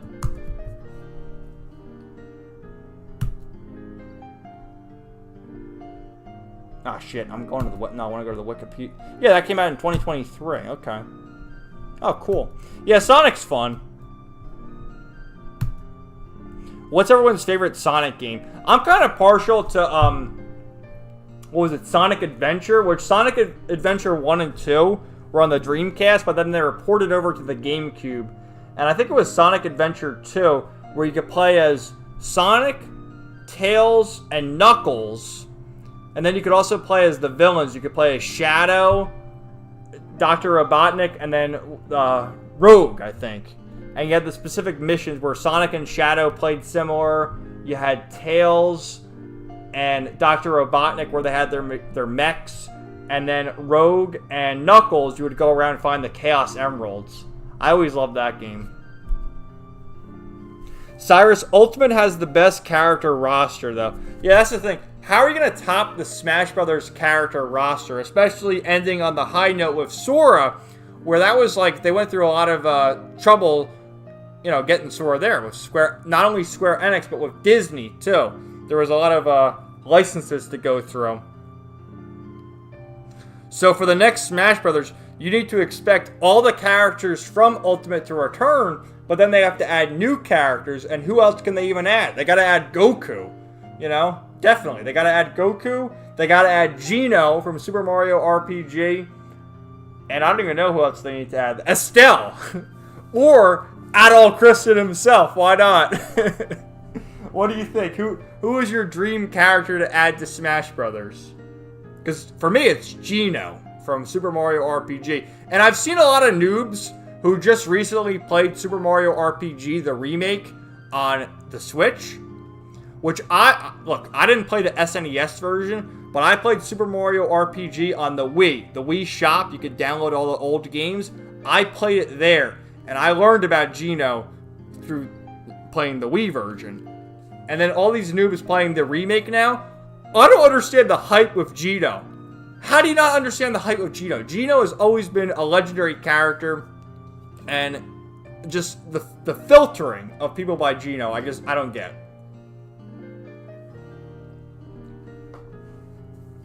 Geno's great. Sonic and the Black Knight was pretty fun.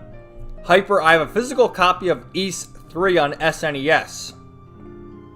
Scorpio, do you think Smash... Oh, hold on a sec. Do you think Smash Brothers should have character endings like Mario ending with Peach in a balloon or Fox if his teammates travel through space? Yeah, that'd be cool. Oh, I know, Cyrus. Let's Plays take a surprising amount of time unless you just trim and post. Yeah, that's why I just streamed when I did Let's Plays. They do. They take a lot of time. I can't imagine going to... Like, you know me, I don't edit shit. I record my videos, and with, like, the East reviews I've been doing, I do a little slideshow. There's no editing. I record it in one take. Whatever it is, it is.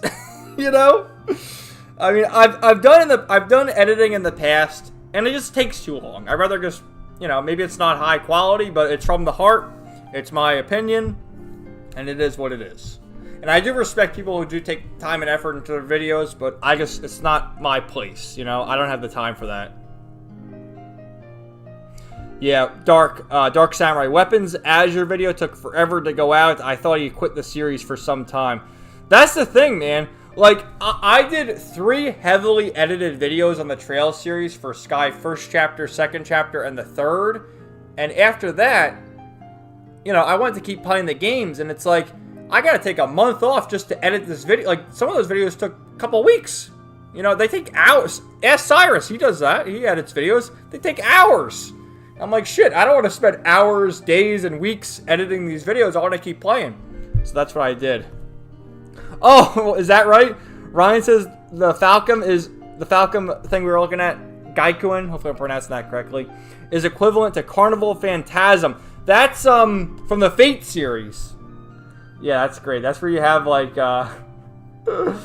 Saber and friends all interacting together. You have like Saber show of Gilgamesh and Neko arc, the mysterious cat. Oh yeah, all the sabers. Cyrus, did Adol measure her up to? What is Adol's problem carrying around a tape measure? I get he's an adventurer, but does he really need a tape measure and to measure up all his waifus? What's he doing?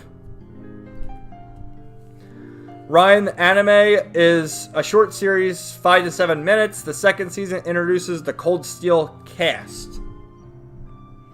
Cyrus, haven't played many Sonic games, but I really liked Adventure. Yeah, I was talking about Adventure and Adventure 2. Scorpio, so far Sonic Colors, but I haven't played that many Sonic games. Rogue, the Bat. Ryan, the manga is currently still releasing and keeps up to date with Daybreak and Adol from East 10. Cool. Bats, Sonic 2 and Sonic Heroes are my favorite. Yeah, Sonic 2? Nice. That was the introduction of Tails. Scorpio, I want Agumon to be in Smash. Cyrus, Fortnite guy for Smash, LMAO.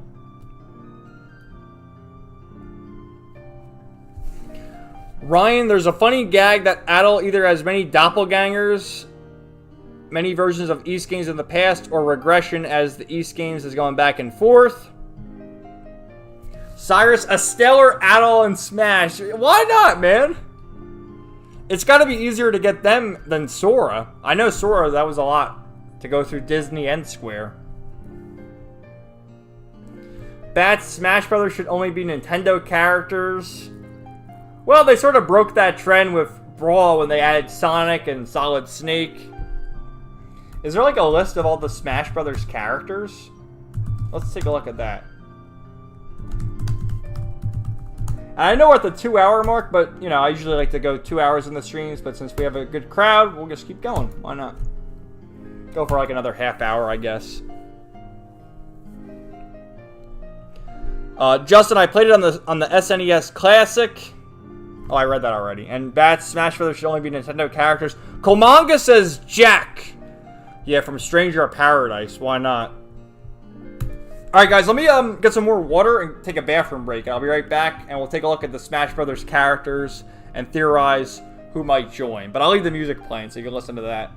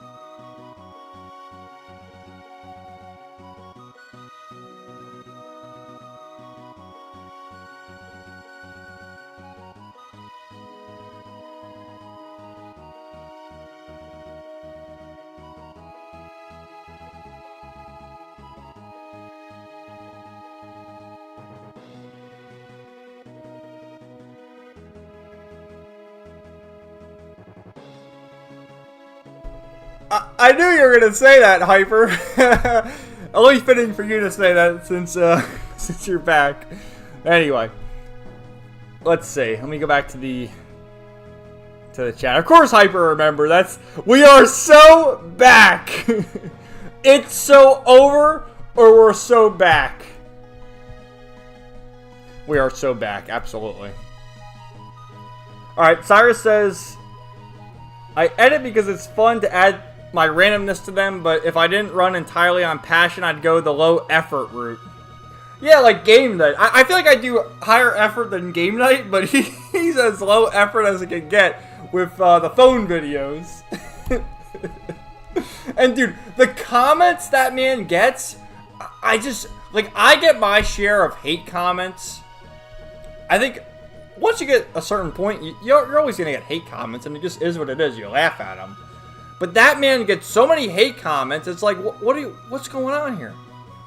Why is he getting hate comments? Bro, I've been editing a tier list video for like 2 weeks now. Oh, man. We should do a tier list. Let's do a tier list tonight. What should we do a tier list on? I don't even know. I'm just brainstorming like a man. Hyper, carrying around a tape measure is some dad shit. LOL. That's Adol. He's an adventurer. Cyrus Van. Is it Van or Vaughn from Trails Through Daybreak? Van? Vaughn. I always say Vaughn. Vaughn in Smash would be cool too. He even has a special transformation. Ryan, I prefer Adol. Yeah, Adol seems like it would fit. But then again, like, you have the people who complain, and they always complain about the Fire Emblem characters. Oh, there's too many swordsmen in Smash. Like, nah, get the hell out of here. Hyper Hentai Break! Ryan is more embodiment of Falcom. Yeah, Adol has definitely been around longer. And is more of, like, their iconic character. Scorpio, there's 86? Wow.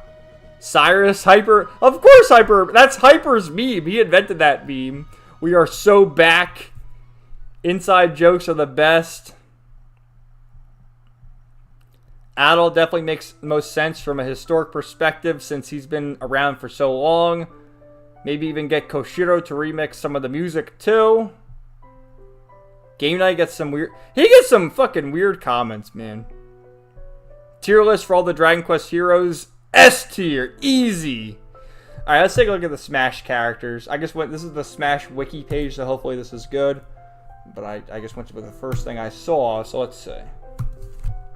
Oh, we are so back listening to Final Fantasy X OST to Zatterkin, baby.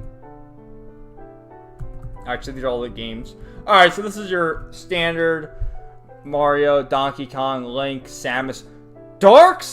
What's Dark Samus even from? I don't know anything about Metroid. The only Metroid games I played were Super Metroid, never beat it. One on the Game Boy Advance, I don't remember what the hell it's called. Maybe it was Metroid Fusion.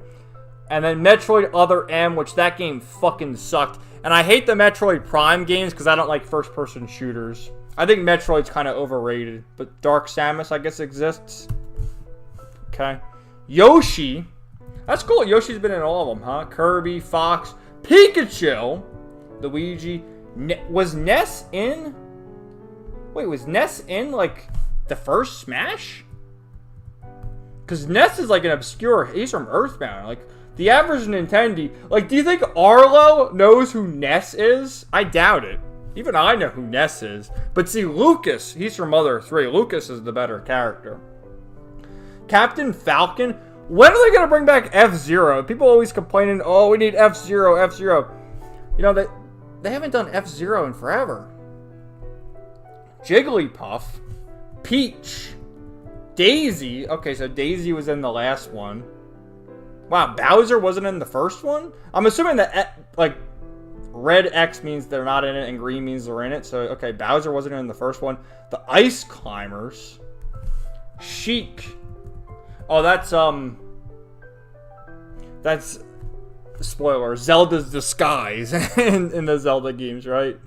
Zelda, Dr. Mario, Pichu, Falco, Marth, Lucina, Young Link, Ganondorf, Mewtwo, Roy, Chrome, Mr. Game & Watch, Meta Knight, Pit from Fire Emblem, or no, Kid Icarus, sorry. Oh, Zero Suit Samus! Oh no, can't have that. They're gonna censor Samus. It's gonna be woke. Wario, Snake, Ike. He's from Fire Emblem. Generic Pokemon trainer. Diddy Kong. There's Lucas. Sonic, King DDD. Olimar from Pikmin, Lucario. Rob the Robot. Toon Link, Wolf. Villager. Oh, from Animal Crossing. The Wii Fit Trader. Rosalina, Little Mac. Grenin. Oh, that's Pokemon. The Mii Brawler. See, this is some generic shit. Mii Brawler, Mii... Like, come on now. These aren't even real characters. This is all bullshit. Palutena. Kid Icarus. Pac-Man. Oh, Shulk! I will play Xenoblade Chronicles this year. I will. Bowser Jr. Duck Hunt? Like, what? That's this character's name? The dog and the duck is Duck Hunt? Ryu? Ken? Cloud? I didn't even know Cloud was in it. Cloud? They should have put Squall in it. They should have put Titus in it. Fuck Cloud. Get out of here. They should have, honestly, instead of Cloud, they should have put the Warrior of Light. Cloud. But, Cloud, I'm sorry. He's the worst. Of all, like, the, Final Fantasy protagonists, he's the worst. He's the worst. He really is. Like, dude, Bartz is better than him. Cecil's better than him. Terra, Locke, Celis from Final Fantasy VI are better. Squall's better. Zidana's better. Titus is the best Final Fantasy protagonist, without a doubt. Cloud sucks. Corrin, Bayonetta, Inkling, Ridley, Simon. Wait a minute, Simon and Richter from Castlevania. Nice. King K. Rool. Who's Isabelle? Oh, Animal Crossing. See, I don't even know who this Pokemon is. Incineroar? No idea. How do you even use Piranha Plant as a character? Oh, Joker from Persona. Get out of Joker sucks. They should have put the kid from Persona 3 or Persona 4 in there.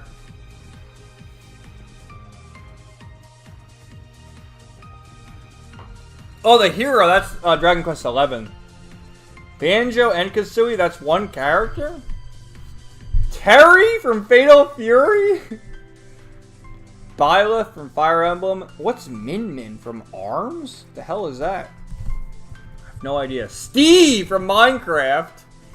Sephiroth. Sephiroth is, again, the worst Final Fantasy villain. Kefka's better than him. Ultimisia is better than him. X-Death. X-Death from Final Fantasy V. Probably the most underrated Final Fantasy villain. Oh, Pyra and Mithra. I remember they had a meltdown about these two. When they added them. Can't have that. Kazuya and Sora. Alright. Yeah, who will they add? Who will they add? What's this stuff? Well, let's see. What do you guys think? And then we'll probably have to end the stream soon. Oh, sorry, Justin. I wish I saw that earlier, but have a good night, man. We're going to end the stream soon anyway. Alright. Hyper. Ultimate roster added a lot of great characters, but we also got Wii Fit Trainer and some other duds. Yeah, like some that really surprised me, because I never even played the Switch Smash game. Richter and Simon from Castlevania. That's fucking badass. Mithra and Pyra. You know, because why not? Sora. Good stuff there. Dark Samus is from Metroid Prime. Oh, okay. I never played the Metroid Prime games. I don't really like Metroid, honestly. Ness is in the 64 Smash. That's pretty crazy, man. Because I know Mother 3's never been localized. It's stuck on fan-translated Game Boy Advance. But I guess Earthbound must have been localized way back when, right? Uh-oh, Cyrus. Oh, I had someone call me a dick rider recently on my Daybreak gameplay showcase. My first decently negative comment. Did you reply to him? Because I always like to fight back with them. Fuck you. You know, I go back and argue. But sometimes I just ignore them, and it's like, you know, you're the better person that way. Hyper Arlo, LOL. Let's check out Arlo. Shall we goof on him? I had that one Dreamcast guy video too, but it's not even worth it. The meme is Dreamcast guy looks like a scarecrow. Like the guy's like, he looks like a fucking scarecrow. He's a crackhead. He does though. He looks like a crackhead. Arlo, the puppet. Like, what has Arlo been talking about lately? I haven't seen his channel in the recommendations in a while. Let's just look. Hold on. All right, let's see our boy Arlo. Arlo. Like, what is going on here? Oh, this is Donkey's game, Animal Well. Donkey. I've never gonna watch Donkey. I know who he is though. Oh yeah, the Switch 2 finally. Oh no AI! We can't be having the AI. You know, for all I know, this man is AI generated. He's not even real. All right, Super Metroid's the worst. I mean, no. I don't even like Metroid, but Metroid Prime sucks. Super Metroid's a pretty good game. There's hope for Paper Mario. You guys are getting the remaster, like, next week. What do you mean there's hope? The game's coming out. I'm torn on Princess Peach. Nintendo is such a big brand. Yeah, they're gonna do well. The Switch 2 is gonna sell. Everyone likes it. Well, the game industry collapsed. The problem is there's too many games. And I just played a game from 2006, East Origin. I rather play old games than play new games and save money. Wow, this is interesting. He did this 2 months ago when Ubisoft, they're all talking about that because of the Black Samurai or whatever in Assassin's Creed. Ubisoft has always been woke and has always had shitty games. I don't know why this is a surprise that like Assassin's Creed's going woke. No, Ubisoft has always sucked. Like, what's going on here? A grown man playing as Princess Peach. A grown man or a grown puppet? Pal World, remember that? Already gone and forgotten. Is that Bernie Sanders? What the hell is this? Oh, the Nintendo fanboy talking all Nintendo. I gotta talk Persona 3 now. Oh, I can't even imagine this. See, the problem, and obviously Arlo is more successful than me. He has like, what, 700,000 subscribers. He's doing something right. But like, he's so boxed into a corner, he has to always talk about Nintendo shit and like get hyped over every little thing. I couldn't imagine. But then again, I'm not like a big Nintendo fanboy, so. Like, who's watching this shit though? Like, honestly, I see this, I'm gonna hit, you know, you hit the dots. Where is it?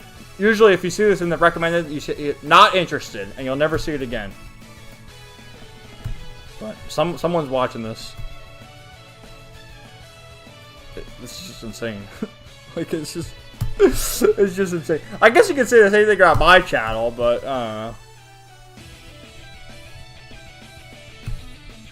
I don't know. Oh, everyone's leaving now. Yeah, we gotta end soon. Jigglypuff. Hyper. Shit, now I feel like playing Smash Bros. Cyrus Chrome. I don't know. Who the fuck's Chrome? I have no idea. I've never even really played the Fire Emblem games. Good night, Justin, if you're watching the replay. Thanks for hanging out, man. Always a pleasure chatting to you. I'll be live again next week. Cyrus, if Palutena was in East, we know what would happen.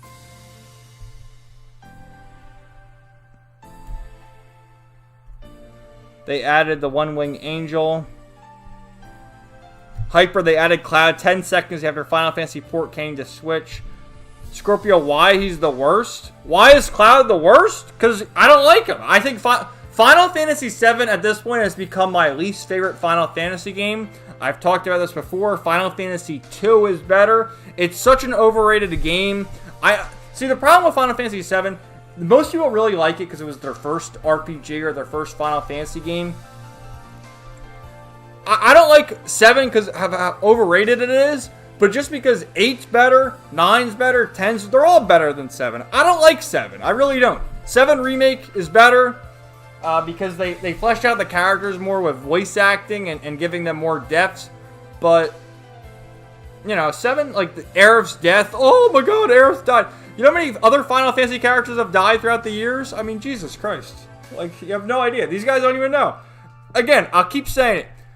The Final Fantasy fans, they never played 2, they never played 3, they never played 5. They never played them.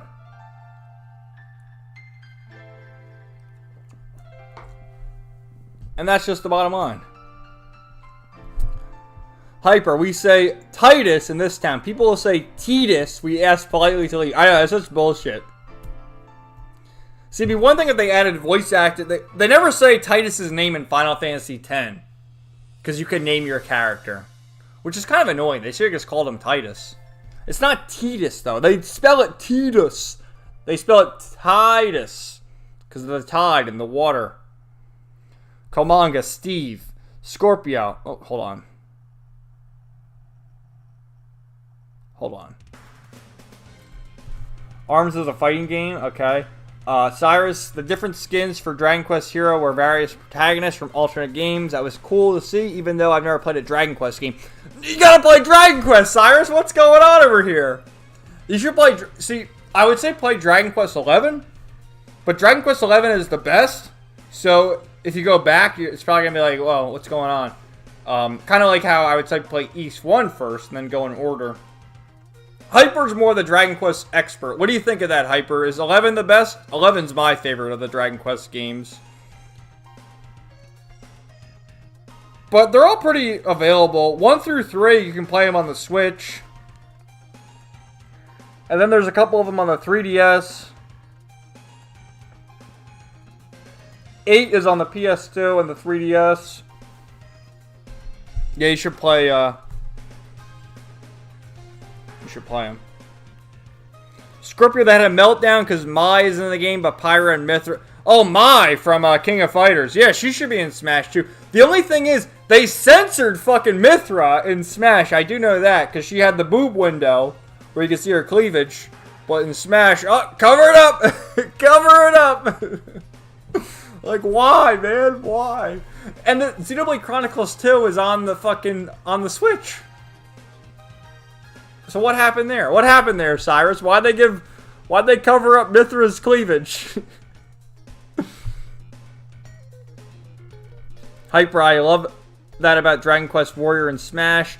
Dark Samurai, gotta go. Good night, people. Alright, man, thanks for hanging out. Always a pleasure. Have a good night. Hyper, consume! Metroid Prime was awesome. I don't like first-person shooters. Hyper, grown man. LOL. Gomaga, Arlo, Larry David. Yeah. I'd rather get a tetanus shot to watch Arlo. Looks like a kid's channel. Dude is a 3-hour love letter to Breath of the Wild.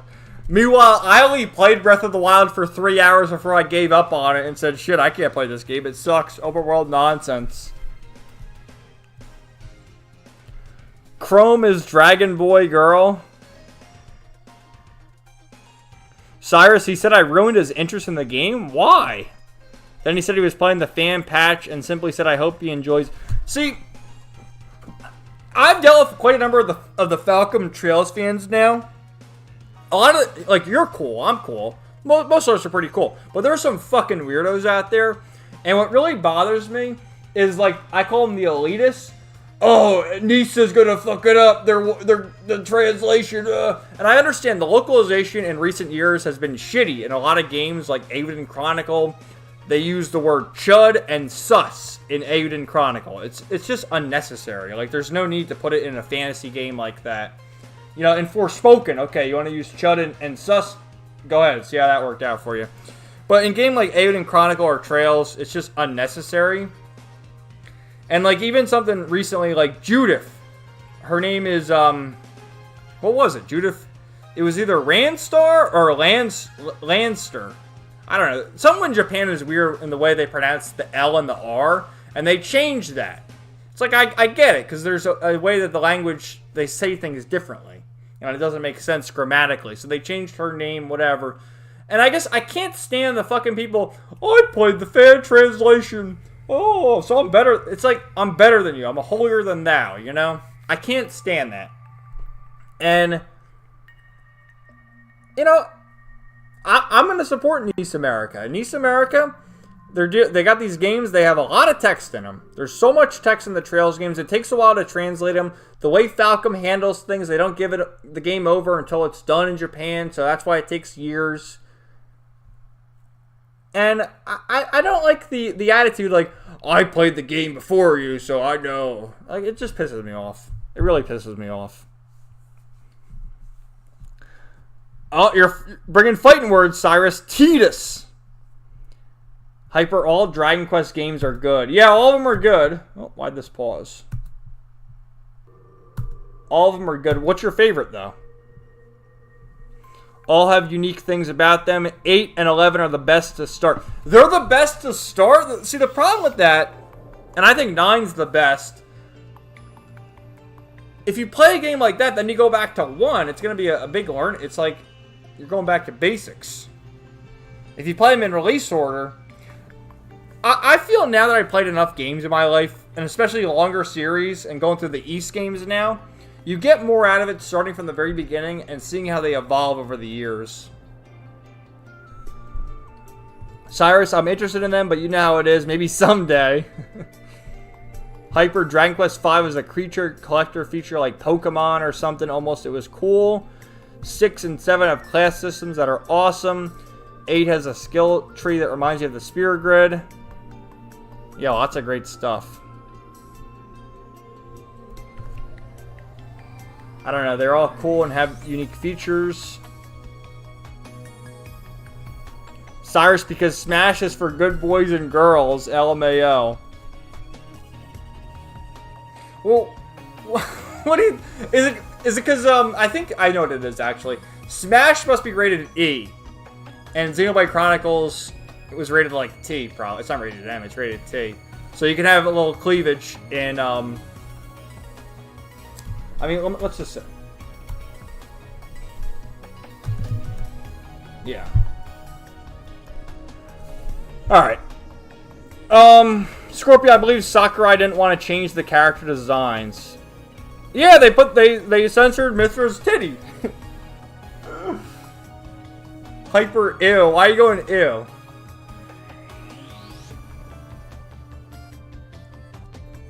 Cyrus, I've seen a lot of anti-localization people on Twitter. It was Ranster, is that how you pronounce it? In Japan, because of how the Japanese speak, so they changed it to Lanster, which made more sense to me. Lancer rolls off the tongue a little easier. Yeah. Komanga, watching the evolution is a beautiful thing. Cyrus, can't wait for people to get mad at Nisa ruining Aaron's character, since in the fan patch he's super crass and swore a lot, but that was all added by the people doing the fan translation, not in the actual script. Yeah. See, I get the like what Hyper says, ill to chuds in JRPGs. In Aiden Chronicle, they use the word chud and sus, and that just sounds retarded. I get being mad at stuff like that. I get mad at stuff like that, but certain things like changing the R and the L, and for the Trails anti-localization elitists to flip their shit about it, it's just wrong in my opinion. I don't think it's just unjustified.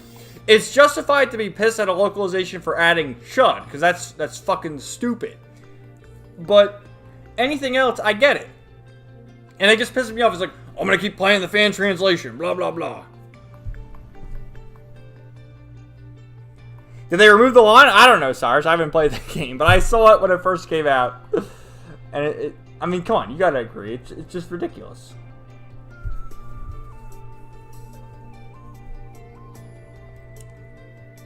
Komanga, Pokemon is getting crappier off each game. Pokemon sucks. You gotta play Pokemon Clover, which I thought, you know, one day I'll do a Let's Play of that.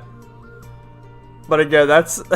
That's not... There's a couple videos on YouTube of Pokemon Clover, I think. Let me look it up real quick. Scorpio, the game is getting easier. Let's see.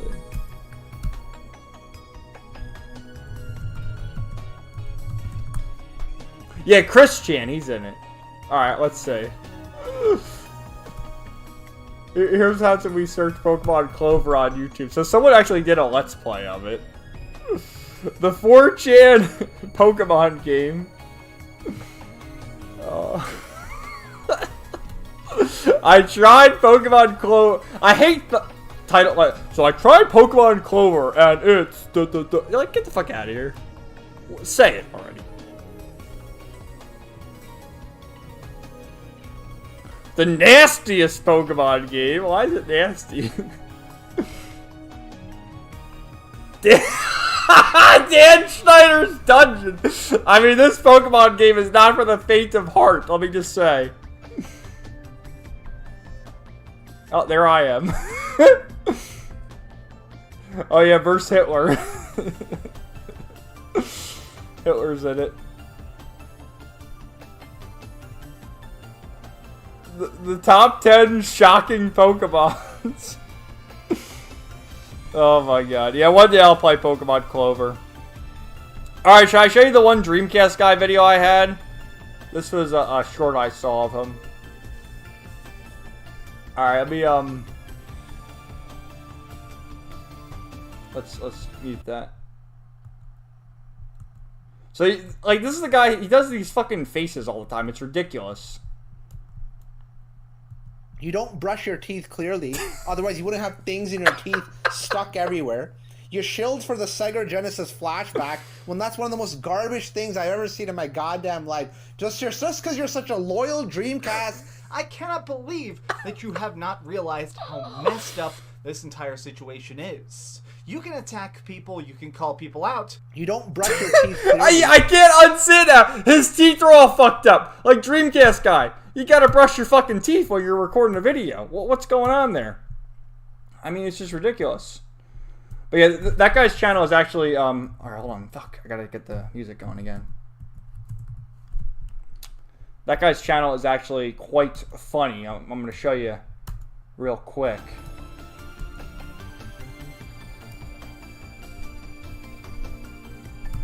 Which, oh, he was... Oh yeah, Mike Matei. That is kind of sad. He shits on like all these people. There's oh, what's this guy's name? Tommy Tallarico. He scammed all these fucking people out of the Amico. Like that was ridiculous. That was a few years ago. We was assassins and shit. There's your view tech.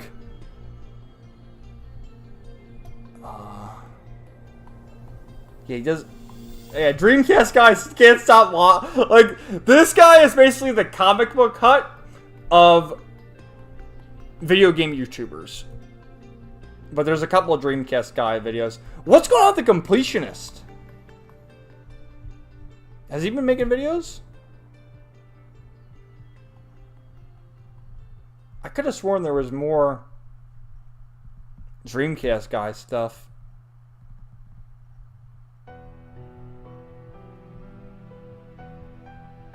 There's the Completionist. God, this guy's pumping them out. Yeah, here's more Dreamcast guys fraudulent reviews. Like, it's just a national pastime to make fun of Dreamcast guy. It really is.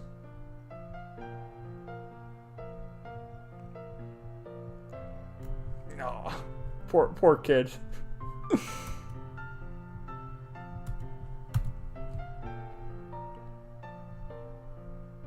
Hyper Pokemon has been ass since Gen 4. Yeah, I stopped playing after Gen 4. Heart Gold and Soul Silver are still the best Pokemon games ever made. I've played since, and I did play a few of the Switch. I streamed them. I streamed Let's Go Pikachu. I played, I don't know, Sword or Shield, whichever one.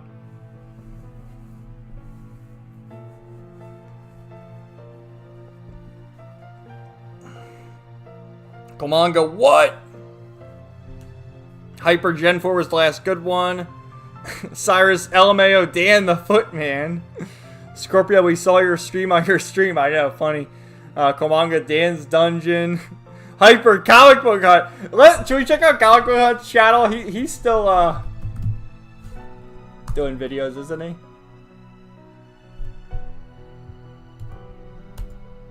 I've actually watched a few of them just to see how the boy's doing. He hasn't uploaded in a while. He has a fucking Patreon account? What the hell is he? Who's sending him money on Patreon? I should open a fucking Patreon account.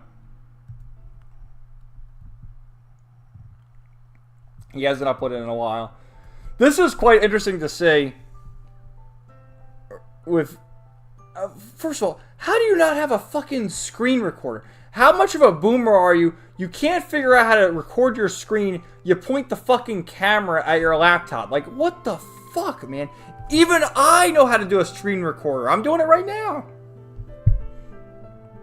But yeah, Eric July is a fucking retard. He's a fucking retard too. He's another one like, shit, I was writing comics and shit. Like, get out of here, man. Your comics suck. All you do is sit on Twitter arguing with people all day. Get the fuck out of here. Put a fucking shirt on too. He's always got like the wife beater on. Like, put a fucking shirt on. I don't want to look at your hairy arms. Sydney's, I mean, she's pretty hot, honestly.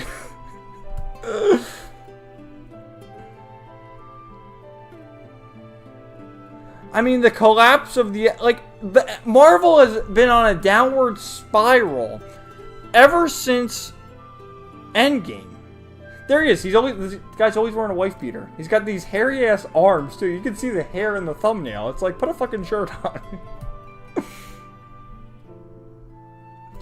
They got fucking pronouns. There's heel versus babyface. Man, he always has that. He has like the soy face going, doesn't he?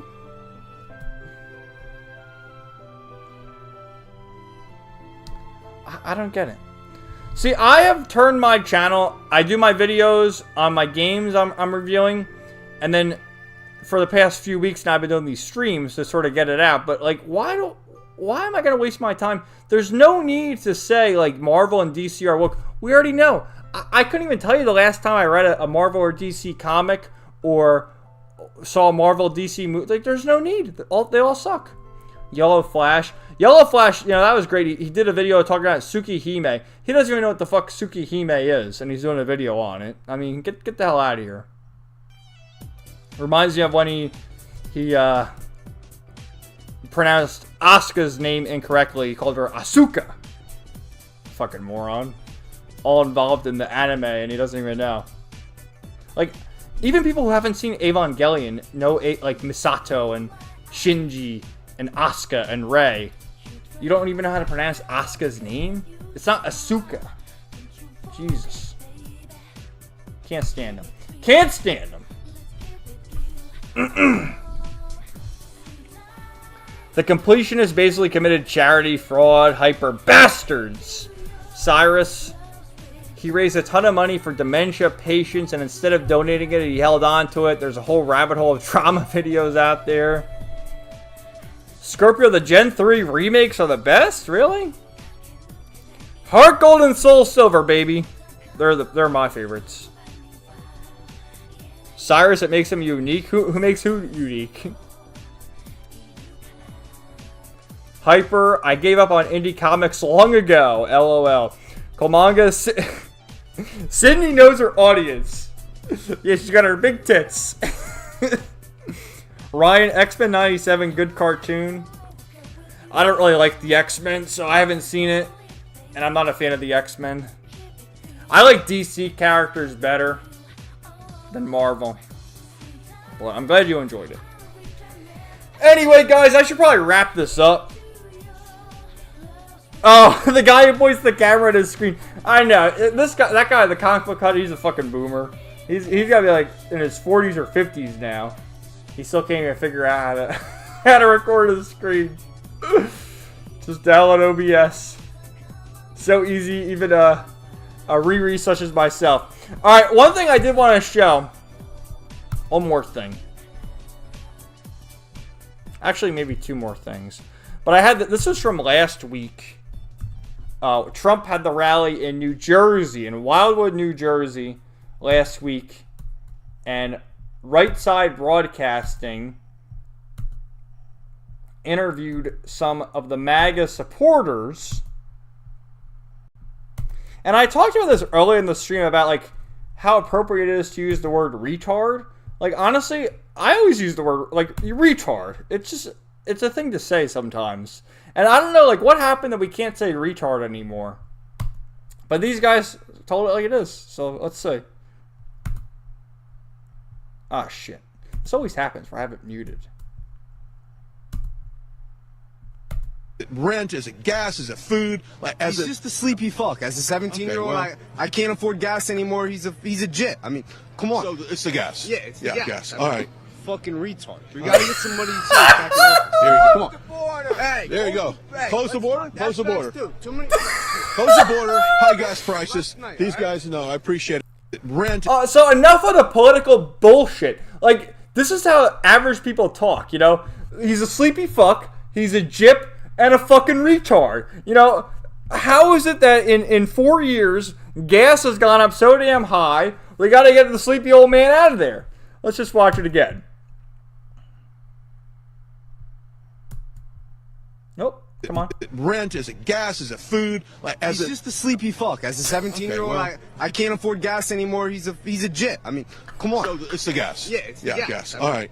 Fucking retard. We gotta get somebody. That's just the way he says it. You know this kid, he drops the N-word all the time too. He's a fucking retard. Like it's just true. I mean, at this point, we just gotta call it like it is.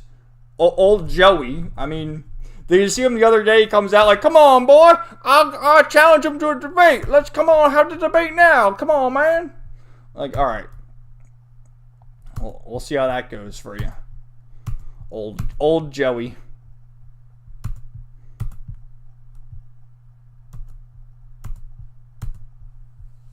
Alright, everyone's leaving me?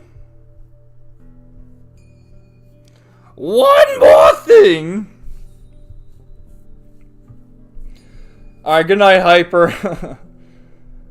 Great stream, Kev. Bunkai! Dude, Bunkai. You know, Hyper, I'm sick, and I know Bleach is. They still have the rest of the final season to go, but I've seen like revisionist history where people are saying this is the best arc ever. I mean, come on, the final arc in Bleach isn't that good. The Fullbring arc is better. I think honestly the Arrancar arc is the best, but it's always odd to me. People, oh, Bleach fell off after the Soul Society arc, which is the first arc. I mean, what the hell are you talking about, man? There's still so much more going on.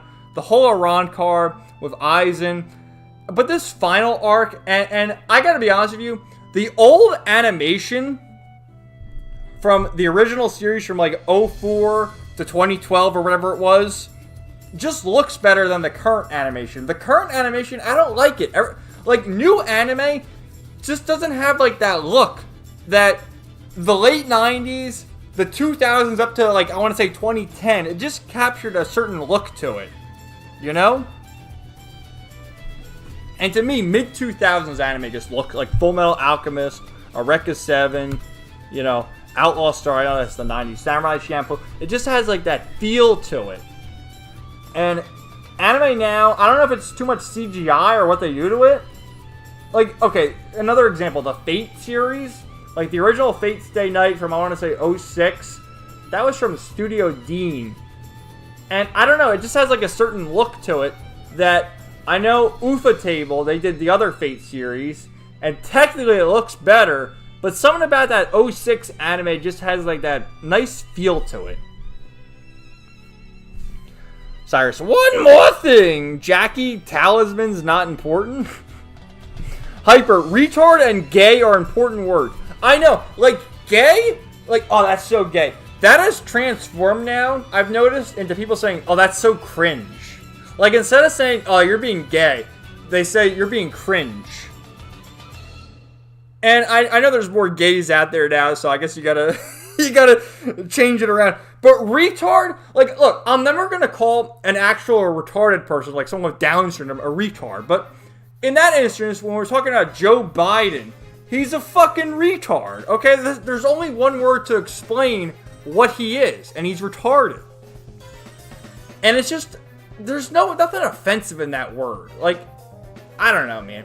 Maybe it's just the era I grew up in. Like, I've seen, too, there's some videos that have been floating around of the online lobbies of Helldivers, where you have these thought streamers, these Twitch thoughts, who, The only reason people watch the girl streamers because they got their tits out.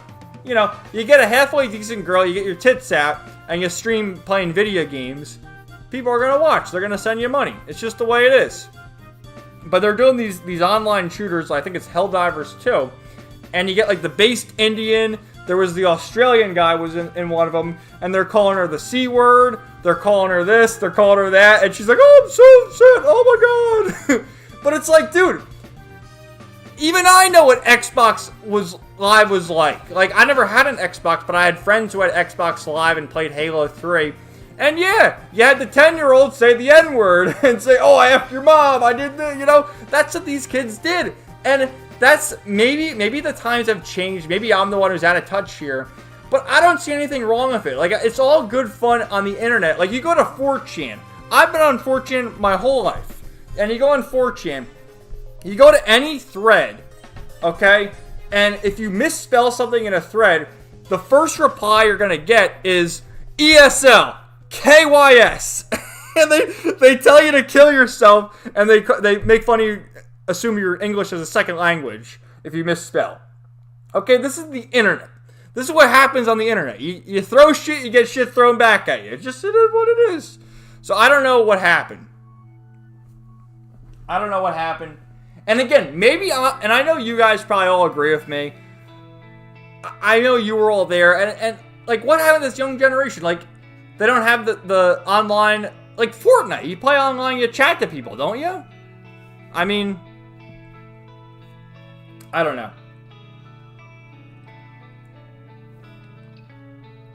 So I guess, I don't know why. Like, why did we go so soft? I haven't gotten soft. I don't give it. Like, the things I've heard and said throughout the years. Man, am I gonna have to unlist this stream? I don't know, man. We'll keep it up. What do I have to lose? Come on, that guy is cool. Hyper is laughing. Cyrus, I remember when people were complaining about gas being $3.50. Now it's $5 everywhere. Holy shit, man. It's $3.50 around me, but I mean, I don't live in a let's say, democratic area. It was funny because people have been memeing, celebrating the anniversary now. It's getting close to when St. Floyd passed away. And in the background, you can see the gas station. It's like $1.98. That was in 2020, or was it 2021? I think it was 2020. Gas is $1.98 4 years ago. Look at it now. I mean, really, that makes a big difference. You all see it. You go to the grocery store, shit is expensive. McDonald's, they're trying to win people back. They have like the $5 value meal now. And it's not even worth. You get like 4 nuggets, a medium drink, and for $5? Get the hell out of here. It's shit too. McDonald's has to be the worst of all the fast food. Like, I haven't eaten at McDonald's since I was in high school. I really haven't. I've eaten other fast food since, obviously, but McDonald's is the worst of the fast food restaurants. Why do people even... Seriously, why do people even go to McDonald's when, like, Wendy's exists? Wendy's is better than McDonald's. I mean, let's be honest. Burger King's better than McDonald's. Sloppy Joe. He is sloppy. I wonder how that debate's gonna be, man. Like, you know Trump's gonna bring up Hunter. Like, hey, what's going on with Hunter? Is he smoking crack? That'd be great if Trump says, hey, Joe, what's going on with Ashley? Is that diary true? Hyper, 1,000-year blood work bleach just isn't as good as the rest. It felt half-baked. The thing with that is, Kubo was tired. He was trying to get it to the end. But just so much happens. I don't remember the villains. Like, I remember Yuhabahwa, which is a bullshit way to say his name. I always thought it was Yawich, but they pronounce it in the dub. It's Yuhabahwa. Like, what the fuck? But it has some cool, like, Eisen, Grimjaw. How the fuck do you say his name? You know, the guy with the blue hair. Grimjaw. Yeah, Grimjaw Jaggerjack. That's his name. And Nell. Awesome moments with them. But otherwise, it's like too much. Too much going on. And they fucked up Kenpachi. Kenpachi should have never had a Bankai. It's just bullshit. His whole thing was he's strong without having a Bankai, and then they give him a Bankai. Ridiculous. Fullbring arc, very underrated. I agree, man. Fullbring arc, nice and quick. The new characters are all interesting. The Soul Reapers who do show up have great moments. I love the Fullbring arc. 90s to 2000 anime was peak. Cyrus Sticks and Stones. Those gamers suck at games too. Bro, the old Call of Duty lobbies in the 360 would destroy these people's mental state. I know, man.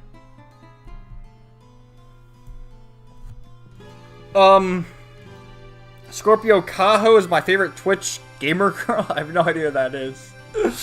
Hyper, the internet was wild in the 2000s. It sure was. Komanga, Xbox, and PlayStation are trying to police everything. Hyper, people are fragile now. LMAO, they're a bunch of pussies, honestly. Cyrus, too much coddling combined with censorship and a whole list of things that would take too long to mention. Yeah, it's rough being on the West Coast. Hyper, fast food is more expensive than sit-down restaurants. It is now. It's like, what's the point of going to fast food when you can spend, you know, maybe $5 more and get an actual, like, real meal that's real meat instead of whatever the hell hamburgers at McDonald's. Cyrus, a bag of tortilla chips is $5. Stuff is too expensive. It's crazy. It's crazy. Hyper, McDonald's is disgusting. I don't know why anyone likes that slop. It's gross, man. It's not even real food. Hyper, Nell, the mysterious big-breasted beauty. Yes, that was the name of the episode. Let's see, Nell. Oh, let's go to Bleach Wiki. What was the name of the episode? It was something like that. Was it that exactly? Let me tell you, Nell is fucking hot. Nell is definitely, actually, I kind of, Riruka. I really like Riruka from the Fullbring arc. But Nell is something else, man.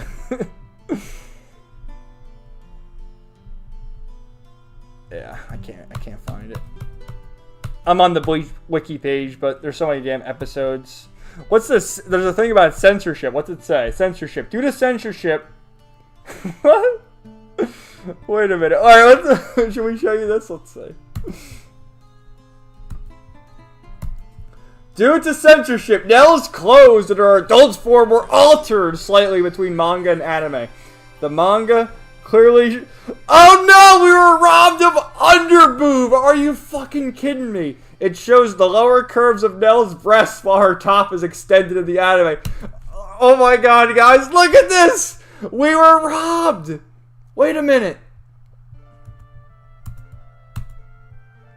Wait a minute, why would they do this to us? It's clearly there. No, the shirt is too long. Man, if Bleach came out now, you know Yellow Flash should be doing like 100 videos on this. She's still pretty fucking hot in the anime though, absolutely. Best girl.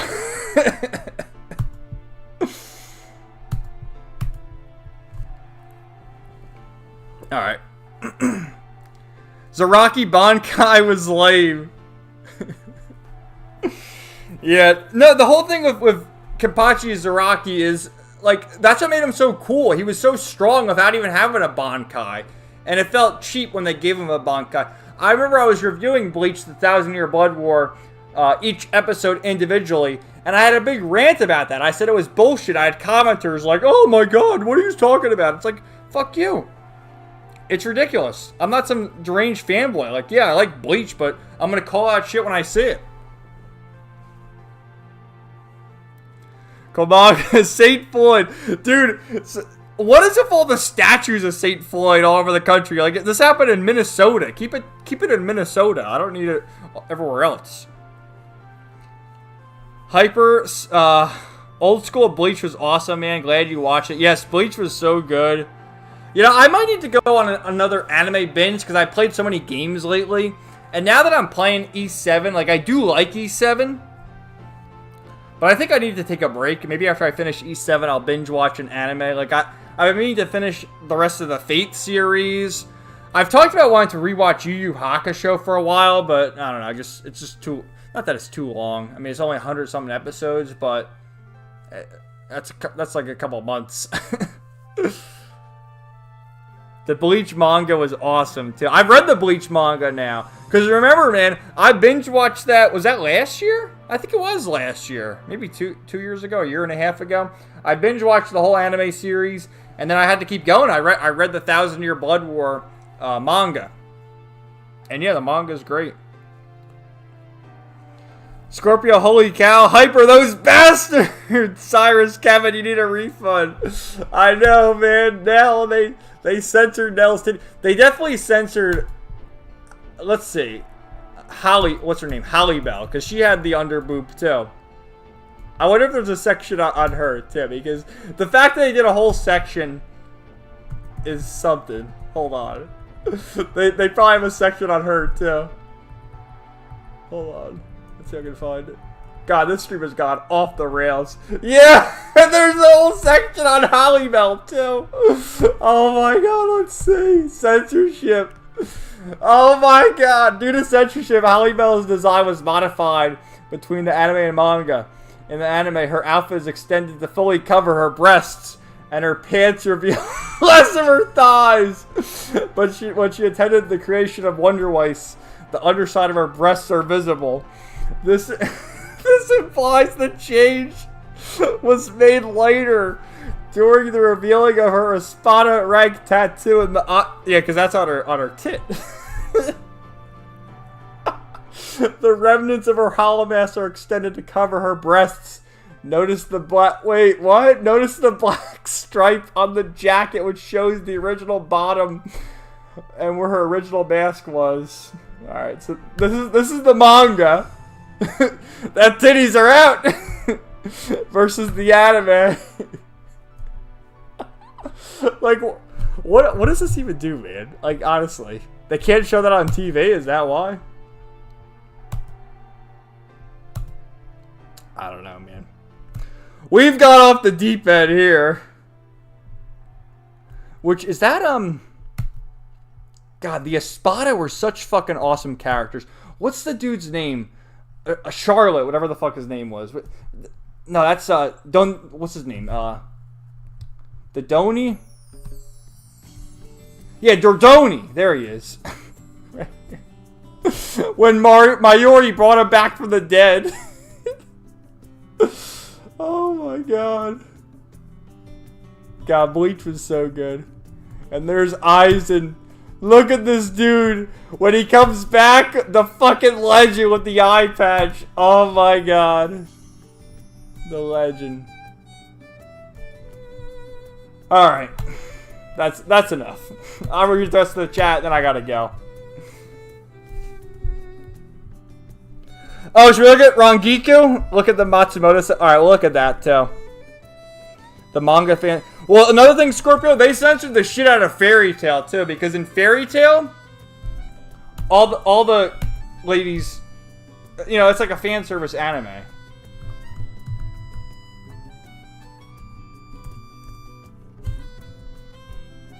So they censored the hell out of that.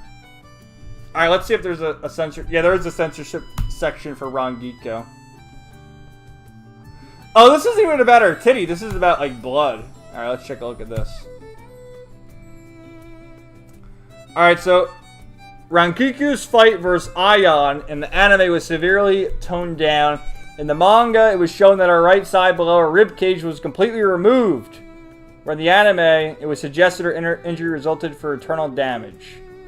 Alright, so in the anime, they blacked it out. Like, oh, she got attacked. There you go. But in the fucking manga, she's like, fucking, look at her. She's, how the hell is she still alive? Well, she got up and attacked Gin later on in the show. Wow. But, you know, it's kind of hard to censor Rangiku because, I mean, look at this. You can't censor this. I mean, this is in the anime, too. How are you going to censor that? What is this? The promotional Christmas outfit? Jesus. So that's interesting that the only censorship with her, like this is even 1,000-Year Blood War. You can't censor that.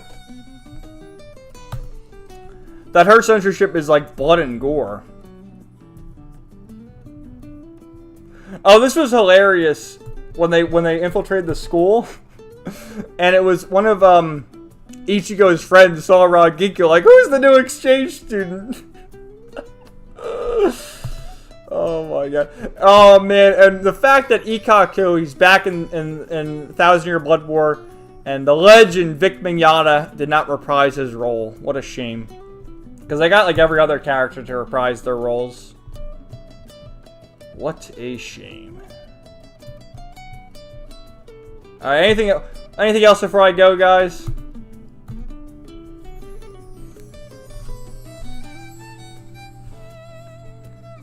Cyrus, no, not the thighs. Hyper, we lost so much. Cyrus, why are we still here? Just to suffer. What's the, there's that line from Crisis Core, like, I created my own suffering. The guy's talking to Zach. What was his name? Gabriel or something?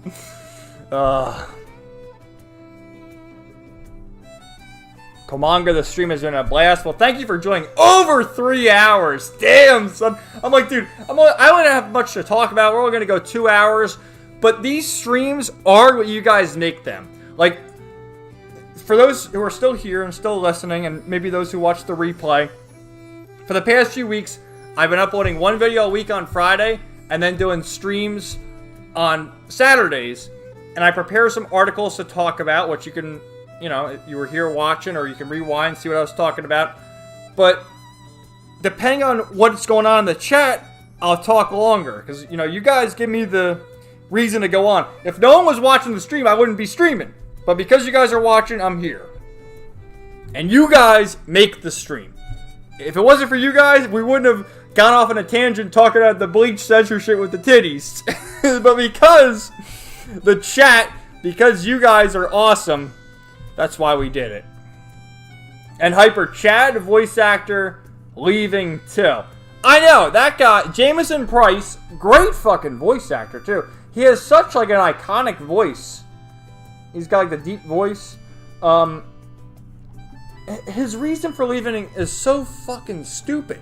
He said, oh, I don't want to, in the diverse world, I don't want to voice a character of color because Chad he's Mexican. He's like half Mexican, half Japanese. Like, the Japanese have always been based on making characters like that. Like, you know, they act like in Japan, there's no diversity. There's always fucking diversity in Japanese in anime and manga and stuff, and video games. But they handle it in a better way than the Americans do. Like, you see, recently, we have this... I thought this was a meme. They're doing a Romeo and Juliet movie, and they have a white guy and a black woman. Black woman is going to be Juliet. Like, that's fucking stupid. Japan would make it work. But yeah, he basically said that he doesn't voice characters of color anymore. Okay. So, by that logic, you shouldn't voice any Japanese characters because, you know, they're not technically white by your standards. You know? Fucking stupid. So gay and retarded. Scorpio, Issei and Koneko's Japanese voice actors are married. Oh, wow. Issei and Koneko are from High School DxD. Now, we can't look at High School DxD on this stream because that anime literally has, like, nipples. Titties all over the place. Cyrus reminds you of the old days. Barely been a year. LOL. We went to all kinds of places. Alright, guys. Well, it's always a pleasure chatting with you. I hope this stream stays up. I sort of fly under the radar, you know, where I don't really get hassled much by YouTube, especially anymore. But you remember a few years ago, I had my Final Fantasy X-2 stream taken down because I talked about, what did I talk about? I think I talked about election misinformation or COVID or some bullshit, and they said I had misinformation there. It's like, you know, well, it's not misinformation now. Now we know. But maybe then it was. Hyper, Tubi keeps recommending that series. I mean, it's actually a pretty good series, Hyper. But you gotta understand, like, they literally run around naked. It's pretty good. Like, I enjoyed it. I've seen High School DxD, but you got to be mindful of your surroundings when watching it. Yeah, I would recommend it, but it's just you gotta know what you're getting into. Anyway, thank you for hanging out, guys. I gotta go.